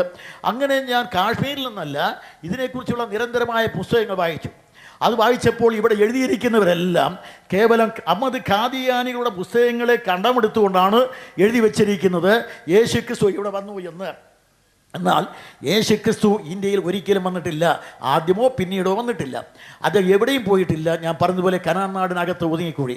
അങ്ങനെയുള്ള കർത്താവായ യേശു ക്രിസ്തു കാൽവരിയിലെ ക്രൂശിൽ മരിക്കുകയും മൂന്നാം നാൾ ഉയർത്തെഴുന്നേൽക്കുകയും ചെയ്തു. ഉയർത്തെഴുന്നേറ്റ കർത്താവായ യേശു ക്രിസ്തുവിനെയാണ് നമുക്ക് ഘോഷിക്കുവാനുള്ളത്. ഇന്ന് യേശു ക്രിസ്തുവിനെ സംബന്ധിച്ച് കൂടുതൽ സംശയം ജനിപ്പിക്കുന്ന പ്രസംഗങ്ങളാണ് നമ്മുടെ പല പ്രസംഗരും ചെയ്യുന്നത്. ഈ അടുത്ത സമയത്ത് നാം അറിയുന്നത് പോലെ കാൻറ്റർബറി ആർച്ച് ബിഷപ്പ് ഒരു പ്രഖ്യാപനം നടത്തി, യേശുക്രിസ്തുവിനെ പുനരുത്ഥാനം വിശ്വസിക്കുവാൻ വളരെ ബുദ്ധിമുട്ടാണ് എന്ന്. പക്ഷെ അങ്ങനെ പറയുന്ന ഇതുപോലുള്ള ആളെന്ത് ചെയ്യണം? ഉടൻ തന്നെ ഔദ്യോഗികമായ സ്ഥാനവസ്ത്രവും അംശപടിയും വെച്ചിട്ട് അതുവരെ പറ്റിയ ശമ്പളമെല്ലാം തിരിച്ചു കൊടുത്തിട്ട് അത് മാറിപ്പോകണം. അത് ചെയ്യില്ലല്ലോ. അതുകൊണ്ട് യേശുക്രിസ്തുവിനെ ആക്ഷേപിച്ചാലും ക്രിസ്തുവിനെ ആക്ഷേപിച്ചാൽ കിട്ടുന്നത് പോലെ ആനുകൂല്യം കിട്ടുകയില്ല. എത്ര പേരാണ് ക്രിസ്തുവിനെ ആക്ഷേപിക്കാൻ തുനിഞ്ഞവർ? യേശുക്രിസ്തുവിനെ ആക്ഷേപിക്കാൻ 1-ാം നൂറ്റാണ്ട് മുതൽ യഹൂദന്മാർ തുനിയും. ആദ്യമായിട്ട് അതിനുവേണ്ടി അനേക യഹൂദന്മാർ എഴുതി, അനേക പുസ്തകങ്ങൾ എഴുതി ആഭാസനായ ക്രിസ്തുവിനെ ചിത്രീകരിച്ചു. അങ്ങനെ ചിത്രീകരിച്ചിട്ട് എന്താണ് ചെയ്തത്? ഒടുവിൽ അതെല്ലാം കൂടെ ചേർത്ത് ഒരു യഹൂദൻ്റെ പുസ്തകം എഴുതി, ട്രിപ്പോ. അതേ ഒരു പുസ്തകം എഴുതി യേശു ക്രിസ്തുവിനെ കുറിച്ച്. പക്ഷേ അതിന് ശരിയായ മറുപടി എഴുതിയിട്ടുണ്ട് ജസ്റ്റിൻ മാർട്ടിയർ. ട്രിപ്പോയുമായിട്ടുള്ള ഡയലോഗ് അതിൽ അദ്ദേഹം വിശദീകരിക്കുകയുണ്ടായി. അന്നേരം സെൽസസ് യേശു ക്രിസ്തുവിനെ തിരിഞ്ഞു. യേശു ക്രിസ്തുവിനെ വളരെ ആക്ഷേപിച്ചുകൊണ്ട് എഴുതിയ ആളാണ് സെൽസസ്. 4-ാം നൂറ്റാണ്ട് ഓറിജൻ അതിനത് എഗൈൻസ്റ്റ് ടു സെൽസസ് എന്നൊരു പുസ്തകത്തിലൂടെ അത് ഖണ്ഡിക്കുകയുണ്ടായി. ഇതുപോലെ യേശു ക്രിസ്തുവിനെതിരെ വന്നിട്ടുള്ള എല്ലാ ആരോപണങ്ങളെയും ക്രൈസ്തവരുടെ ഇടയിലുള്ള അനവധി പണ്ഡിതന്മാർ തക്ക നിലയിൽ മറുപടി പറഞ്ഞ് ചേർത്തിട്ടുണ്ട്. അതുകൊണ്ട് നമ്മുടെ കർത്താവായ യേശു ക്രിസ്തുവിനെ ആളത്തും പ്രസംഗിക്കുന്നവർ തെളിഞ്ഞു വരികയാണ്. അതുകൊണ്ട് ഇന്നലെ പറഞ്ഞ ആശയങ്ങൾ ഇന്ന് വേണ്ടാതെ വണ്ണം യേശു ക്രിസ്തു പിന്നെയും പുതിയ നിയമത്തിൽ ആലേഖനം ചെയ്തിരിക്കുന്ന എഴുത്തുകളുടെ ആരോഹണം ചെയ്തു വരുന്നത് പോലെ നമുക്ക് തോന്നുന്നു. അതുകൊണ്ട് പ്രിയ സഹോദരന്മാരെ, കർത്താവായ യേശു ക്രിസ്തു മനുഷ്യവർഗത്തിൻ്റെ രക്ഷകനായി വന്ന് ക്രൂശിൽ മരിച്ച് അടക്കപ്പെട്ട് ഉയർത്തെഴുന്നേറ്റ് ജീവിക്കുന്നവനാണ്. ഈ കർത്താവായ യേശു ക്രിസ്തുവിനെ രക്ഷിതാവും കർത്താവുമായിട്ടാണ് ബൈബിൾ അവതരിപ്പിക്കുന്നത്. രക്ഷകനായ ദൈവം സമം ക്രിസ്തു എന്ന രക്ഷകൻ. അതുകൊണ്ട് ദൈവത്തെയും ക്രിസ്തുവിനെയും വേർതിരിക്കാൻ കഴിയില്ല. മരിച്ചിട്ട് ഉയർന്നേറ്റ ഈ കർത്താവായ യേശു ക്രിസ്തു. അതുപോലെ തന്നെ പിന്നെ ഒരു കാര്യം കൂടെ പറഞ്ഞ് ഞാൻ അവസാനിപ്പിക്കാം. യേശു ക്രിസ്തുവിനെ സംബന്ധിച്ച് അവൻ ലോകത്തിൽ വന്ന രക്ഷിതാവെന്ന് പറയുമ്പോൾ തന്നെ യഹൂദന്മാരുടെ ചിരകാല പ്രതീക്ഷിതനായ മശിയ അവൻ വന്നത് യഹൂദന്മാരുടെ രാജാവായിട്ടാണ്. പക്ഷേ അവർ സ്വീകരിക്കാത്തത് കൊണ്ട് അത് മാറ്റിവെച്ച് രക്ഷാപദ്ധതിയിലേക്ക് തിരികെയുണ്ടായി. എന്നാൽ ഇനി അവൻ വരുന്നത് യഹൂദന്മാരുടെ രാജാവെന്നല്ല ലോകാധിപത്യം കൈവരിക്കുവാനാണ്. പക്ഷേ ഇവിടെ മറ്റൊരു കാര്യം പറയാനാണ് ഞാൻ ശ്രമിക്കുന്നത്. ദൈവം എല്ലാവർക്കും ഭരിക്കുവാൻ അവസരം നൽകിയിട്ടുണ്ട്. ലോകത്തിൽ അറിയപ്പെടുന്ന ആദ്യത്തെ സാമ്രാജ്യം നമ്മൾ ബൈബിളിൽ പറഞ്ഞിരിക്കുന്ന നിമ്രോദിൻ്റേതാണ്. നിമ്രോദിൻ്റെ സാമ്രാജ്യം അത് വളരെയേറെ വിദ്വേഷത്തിനായി മാറി. അത് കഴിഞ്ഞാൽ പിന്നെ എത്രയെത്ര സാമ്രാജ്യങ്ങൾ അറിയപ്പെടുന്ന ഇന്നത്തെ ഇറാഖ് എന്ന് അറിയപ്പെടുന്ന പ്രാചീനമായ മെസപ്പൊട്ടോമിയയിൽ 4 ദേശീയതകൾ വളരുകയും താളിടുകയും ചെയ്തു. അസീറിയ, സുമേറിയ, അഖാഡ്, ബാബിലോൺ, അതുപോലെ എത്രയോ ദേശീയതകൾ വളർന്നു. അവിടെയെല്ലാം സമർത്ഥന്മാരായ ഭരണകർത്താക്കൾ ഉണ്ടായി. അസീറിയൻ രാജപരമ്പരയിൽ നാം അറിയുന്നത് പോലെ ശൽമനേസർ 1-ാമൻ, 2-ാമൻ, 3-ാമൻ, 4-ാമൻ, 5-ാമൻ ബൈബിളിൽ പറയുന്നതാണ് ഈ ഒരാളിൻ്റെ പേര്. അതുപോലെ സർഗോൺ 1-ാമൻ, 2-ാമൻ, 3-ാമൻ. അതിന് പുറമെ ബൈബിളിൽ പറഞ്ഞിരിക്കുന്ന തിക്ലപ്പിലേസർ, പിന്നെ ശൽമനേസർ, ഇങ്ങനെ പലരുണ്ടായി. അനേക രാജാക്കന്മാർക്ക് ജന്മം കൊടുത്തു. ഏകദേശം BC 800 മുതൽ 612 വരെ അസീരിയൻ ചക്രവർത്തിമാർ ലോകത്തെ ഭരിച്ചു. അവസരം ദൈവം അവർക്ക് കൊടുത്തു, അസീരിയൻ ഭരണം. അത് കഴിഞ്ഞപ്പോൾ ദൈവം അടുത്ത അവസരം കൊടുത്തു. അടുത്ത അവസരം ആ ഭരണത്തിന് അവസാനം കുറിച്ചുകൊണ്ട് അതേ മണ്ണിൽ നിന്ന് തന്നെ ബാബിലോണിയന്മാർ വന്നു. ബാബിലോണിലെ അറിയപ്പെടുന്ന 3 രാജാക്കന്മാർ സമൃദ്ധമായ ഭരണം കാഴ്ചവെച്ചവരാണ്. നാം അറിയുന്ന ചരിത്രത്തിലെ പ്രസിദ്ധന്മാരെ നെബൂഖദ്നേസർ, അദ്ദേഹത്തിൻ്റെ മകൻ്റെ മകനായ നമോഡിനസ്, ഈ 3 പേരും ഭരിച്ചവരാണ്. BC 539 വരെ അവർക്ക് ദൈവം അവസരം കൊടുത്തു. അവരും ഭരിച്ചു, പരാജയം. അത് കഴിഞ്ഞപ്പോൾ പിന്നെ സംഭവിച്ച അടുത്തത് നാം അറിയുന്നത് പോലെ അടിച്ചു കയറി വരുന്നതായ പേർഷ്യൻ ഭരണകൂടത്തിൽ നാം അറിയുന്നത് പോലെ തന്നെ അനവധി സമർത്ഥന്മാരായ സമ്രാട്ടുകൾ ഉണ്ടായി. സൈറസും, ദാരിയാവേശ് 1-ാമൻ, 2-ാമൻ, 3-ാമൻ, അതുപോലെ തന്നെ മറ്റ് അർത്ഥശഷ്ടാവ് 1-ാമൻ, 2-ാമൻ, 3-ാമൻ, ഇങ്ങനെ പല രാജാക്കന്മാരുണ്ടായി. BC 539 മുതൽ 331 വരെയുള്ള കാലത്ത് പേർഷ്യൻ ചക്രവർത്തിമാർ ലോകം ഭരിച്ചു. ഏറ്റവും വിശാലമായ രാജ്യമുണ്ടായി. നല്ല ഭരണം അവരും കാഴ്ചവെച്ചു. പക്ഷേ എല്ലാവർക്കും പറ്റിയ ഭരണമല്ല. കുറേ ആളുകൾക്ക് അപര്യാപ്തമായ ഭരണമാണ്. അത് ഇന്നത്തെ പോലെ തന്നെയാണ്, അവിടെ ശരിയാകുന്നില്ല. അത് കഴിഞ്ഞപ്പോൾ ദൈവം പറഞ്ഞു, മതി, നിന്റെ ഭരണം ഇവിടെ മതി എന്ന് പറഞ്ഞു. BC 331 ആർബലായിൽ വെച്ച് നടന്ന അതിഘോരമായ യുദ്ധത്തിൽ ഗ്രീസിൽ നിന്ന് അടിച്ചു കയറി വന്ന മഹാനായ അലക്സാണ്ടർ, അദ്ദേഹം ധീരമായിരിക്കുന്ന യുദ്ധം, ആ യുദ്ധത്തിലൂടെ അദ്ദേഹം ചെയ്തത് തൻ്റെ സ്വന്തം കൈ കൊണ്ട് ദാരിയാവേശ് 3-ാമനെ വധിക്കുകയും അതിനുശേഷം 450 വർഷങ്ങൾക്ക് മുമ്പ് അഥേന എന്ന പ്രശസ്ത നഗരി ചുട്ടരിച്ചതിൻ്റെ പ്രതികാരം ചെയ്യാൻ അലക്സാണ്ടർ സ്വന്തം കൈ കൊണ്ട് സൂസൻ രാജധാനിക്ക് തീ വയ്ക്കുകയും ചെയ്തു. അതോടുകൂടി സംഭവിച്ചൊരു കാര്യമുണ്ട്. അപ്പോൾ ആ ചരിത്രം പേർഷ്യൻ സാമ്രാജ്യം അവസാനിച്ചു. ആ ഗ്രീക്ക് സാമ്രാജ്യം ആരംഭിച്ചു. അത് ചരിത്രത്തിൽ ഏകദേശം 63 വരെ 4 കഷണങ്ങളായി നിലനിന്നു. 63 വരെ അവർക്ക് നല്ല ഭരണം. ലോകത്തിലെ ഏറ്റവും വലിയ സാംസ്കാരികമായ നിലവാരത്തിൽ ഉയർന്നവരാണ് ഗ്രീക്കുകാർ. മകൻ അലക്സാണ്ടറുടെ ലക്ഷ്യം അതായിരുന്നു. ആ ഗ്രീക്ക് ഭരണ ലോകത്തിൽ വന്നു, അതും ഫലപ്രദമായില്ല. BC 63 ആരംഭിച്ച റോമൻ സാമ്രാജ്യം അത് AD 1500 വരെ നിന്നു. അവരും ഭരിച്ചു. ഇങ്ങനെ എല്ലാവരും ഭരിച്ച് ലോകത്തെ കഴുത കുളിച്ച കുളമാക്കി മാറ്റി. ഇപ്പോൾ വന്നു ജനാധിപത്യം. ഈ ജനാധിപത്യത്തിലും എല്ലാവരും ഭരിച്ചു. ഇനി ലോകത്തിൽ പരീക്ഷിക്കപ്പെടാൻ ഒരൊറ്റ സമയമേ ഉള്ളൂ, അത് യേശുക്രിസ്തു ഭരിക്കണം. അവൻ ഭരണം, അഥവാ വേറൊരു പേര് കൊടുക്കുക. അന്നത്തെ പഴയ മുതൽ ഇങ്ങോട്ട് പറഞ്ഞാൽ ഫാസിസം തോറ്റ, ഫ്യൂഡലിസം തോറ്റ, നാസിസം തോറ്റ, അതിനുശേഷം നമ്മളറിയാം ഗാന്ധിസം തോറ്റ, കമ്മ്യൂണിസം തോറ്റ, സോഷ്യലിസം തോറ്റ ഈ ലോകത്തിൽ ഇനി പരീക്ഷിക്കപ്പെടാൻ ഒറ്റ ഇസമുള്ളത് ഇവാഞ്ചലിസം. ആ ഇസമാണ് ഇനി പരീക്ഷിക്കപ്പെടാനുള്ള ഒരേ ഒരു ഇസം. ആ ഇസം വരുന്നത് വരെ ലോകത്തിൽ ആർക്കും ഒരിക്കലും നല്ല ഭരണം കാണാനൊക്കെയില്ല. അതുകൊണ്ട് നമ്മുടെ കർത്താവായ യേശുക്രിസ്തു ഭരണം ഏറ്റെടുക്കണം. അപ്പോഴാണ് വെളിപ്പാട് പുസ്തകത്തിൽ ശബ്ദം കേൾക്കുന്നത്, ലോകരാജ്യത്വം നമ്മുടെ കർത്താവിനും ദൈവത്തിൻ്റെ ക്രിസ്തുവിനുമായിരിക്കുന്നു. ആ ശബ്ദം കേൾക്കുവാനുള്ള സമയം വിദൂരതയിലല്ല. അതുകൊണ്ട് പ്രിയ സഹോദരന്മാരെ, കർത്താവായ യേശുക്രിസ്തു ലോകാധിപത്യം കൈവരിക്കുന്നത് വരെ ഇവയുടെ ഏതവൻ ഭരിച്ചാലും ഇനി ഖുർആൻ പ്രതീക്ഷിക്കുന്നത് പോലെ എല്ലായിടത്തും ഒരേ കലിമയും എല്ലായിടത്തും ഒരേ കൊടിയും എല്ലാം ഖുർആൻ്റെ കീഴിലുമായി തീർന്നാലും സ്വൈരമുണ്ടാകില്ലെന്നുള്ള ഏറ്റവും വലിയ തെളിവാണ് ഇപ്പോൾ നടക്കുന്നതായ ഇറാഖിലെ സംഭവവികാസം. അവർ തന്നെ തമ്മിൽ അടിച്ചുകൊള്ളും. അതുകൊണ്ട് ഒരിക്കലും സ്വൈരമുണ്ടാകുകയില്ല. അതുകൊണ്ട് പ്രിയ സ്നേഹിതരെ, ലോകത്തിന് അശാന്തിയായിരിക്കുന്ന ഒരു കാലഘട്ടമാണ്. ഇവിടെ ലോകത്തെ ശാന്തമായി ഭരിക്കുവാൻ സമാധാനത്തിൻ്റെ പ്രഭുവായ, സമാധാനത്തിൻ്റെ പ്രവാചകനായ, സമാധാനത്തിൻ്റെ ആൾരൂപമായ കർത്താവായ യേശുക്രിസ്തു തന്നെ ഇനിയും വന്ന് ഭരിച്ചെങ്കിലേ തീരുകയുള്ളൂ. അവനെ ദൈവം രാജാവായി വാഴിച്ച് അഭിഷേകം ചെയ്തവനാണ്. ആ രാജാവ്, അഭിഷിക്തനായ രാജാവ് ഭരണം ഏറ്റെടുക്കുന്നവരെ ഏതവൻ ഭരിച്ചാലും നന്നാകുകയില്ല.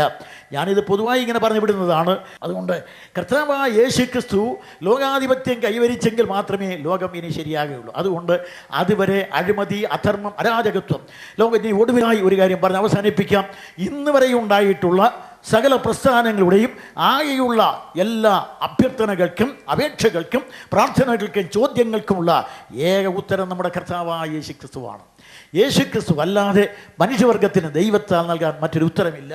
ലോകത്തിൻ്റെ പ്രാചീന ചരിത്രം മുതൽ പരിശോധിച്ചാൽ എല്ലായിടത്തു നിന്നുമുള്ള ആളുകൾ അപേക്ഷിക്കുന്നത്, അല്ലയോ ദൈവമേ, ഞങ്ങളെ വെളിച്ചത്തിലേക്ക് നയിക്കണമേ, വെളിച്ചത്തിലേക്ക് നയിക്കണമേ എന്നാണ്.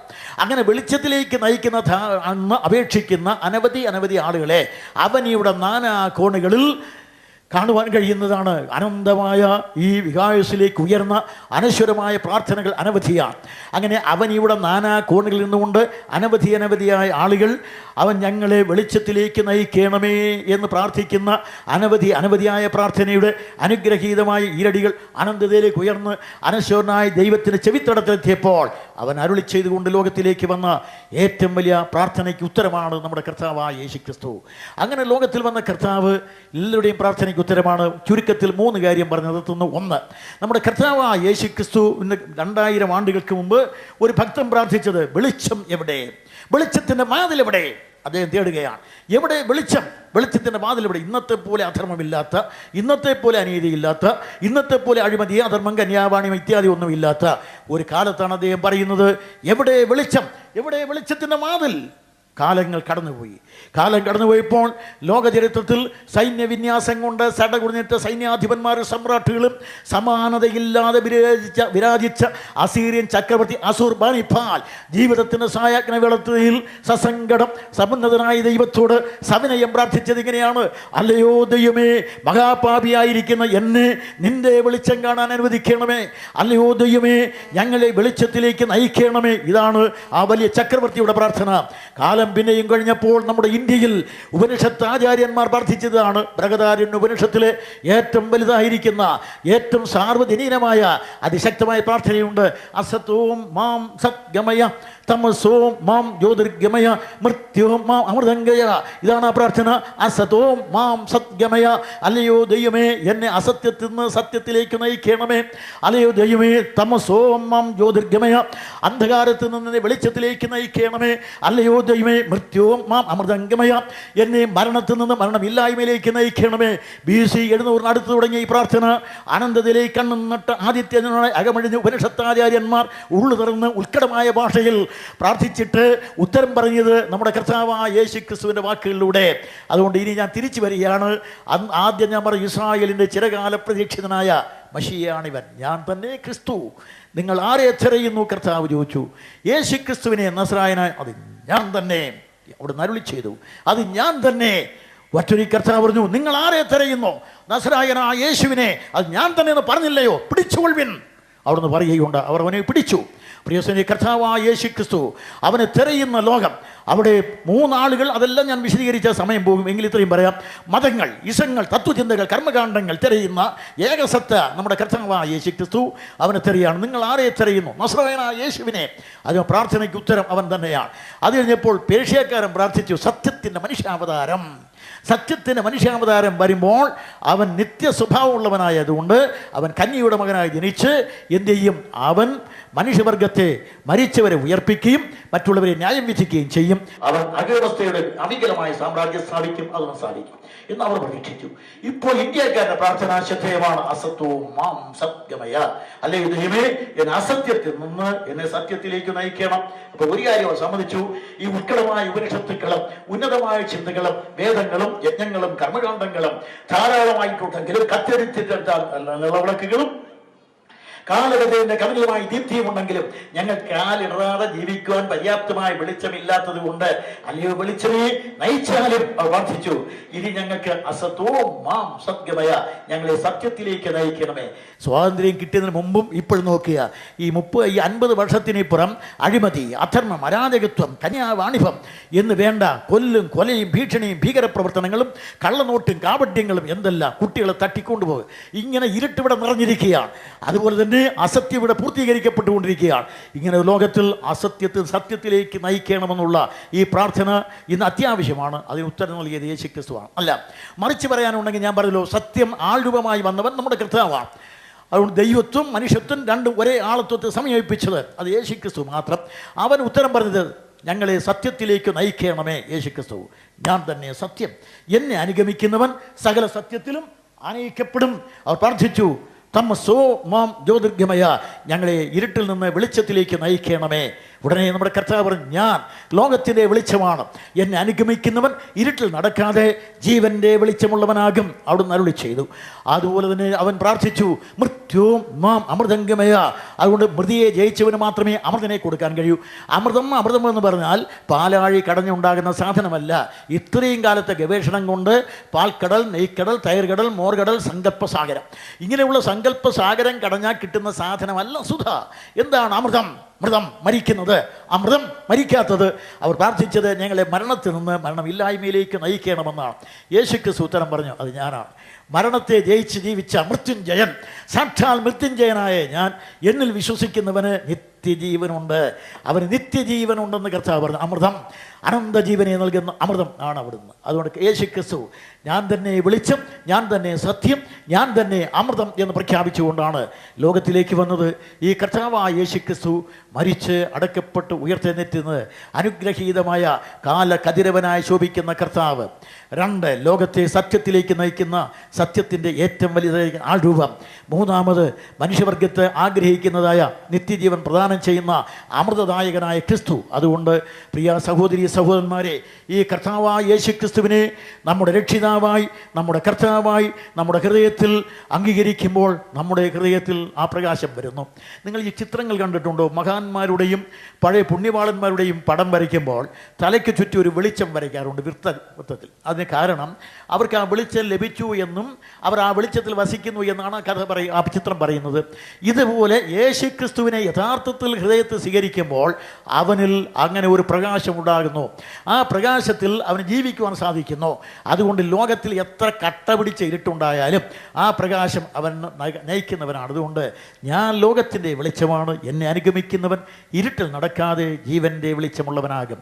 ഈ കർത്താവിനെ സ്വീകരിച്ച് വെളിച്ചമുള്ളവരായി തീരുവാൻ, ഈ കർത്താവിനെ സ്വീകരിച്ച് സാക്ഷാൽ സത്യം കണ്ടെത്തിയവരായി തീരുവാൻ, ഈ കർത്താവിനെ സ്വീകരിച്ച് സാക്ഷാൽ അമൃതം അനന്തജീവനെ പ്രാപിച്ചവരായി തീരുവാൻ സർവശക്തനായ ദൈവം നിങ്ങളെ ഏവരെയും സഹായിക്കട്ടെ. അതുകൊണ്ട് ഈ വർഷത്തിലും ഇവിടെ വിളിച്ച നിങ്ങൾക്കെല്ലാവർക്കും അനശ്വരനായ യേശുക്രിസ്തുവിൻ്റെ അതുല്യമായ നാമത്തിൽ അഭിവാദനങ്ങളും ഹൃദയം അർപ്പിച്ച് ഈ ദിവസങ്ങളിൽ ഇവിടെ ശ്രദ്ധിച്ച നിങ്ങൾക്കെല്ലാവർക്കും അനശ്വരനായ യേശുക്രിസ്തുവിൻ്റെ അതുല്യമായ നാമത്തിൽ അഭിവാദനങ്ങൾ അർപ്പിച്ച്, ഈ കർത്താവായ യേശുക്രിസ്തു അല്ലാതെ മനുഷ്യവർഗത്തിന് മറ്റ് വെളിപ്പെട്ട ഒരു സത്യമോ വെളിപ്പെട്ട വെളിച്ചമോ വെളിപ്പെട്ട ദൈവമോ ഇല്ല എന്ന് അവിതർക്കിതമായി പ്രഖ്യാപിച്ചുകൊണ്ട് അഖില ലോക ജനകോടികളുടെയും അഖിലമായ പ്രാർത്ഥനയ്ക്ക് ഉത്തരം പറയുവാൻ അനന്തത വെടിഞ്ഞ് അവനിയിൽ ആഗമിച്ച് അഖില ലോക ജനകോടികളുടെയും ആവശ്യാനുസരണം പ്രാർത്ഥനയ്ക്ക് ഉത്തരം നൽകാമെന്ന് വാഗ്ദത്തം ചെയ്ത് അവരുടെ എല്ലാം അതികഠിനമായ പാപം അതിപാവനമായ തൻ്റെ ശരീരത്തിൽ ആവഹിച്ച് അവനിക്കും ആകാശത്തിന് മധ്യേ ദാരുണമാം വിധം അന്ത്യശ്വാസം വലിച്ച്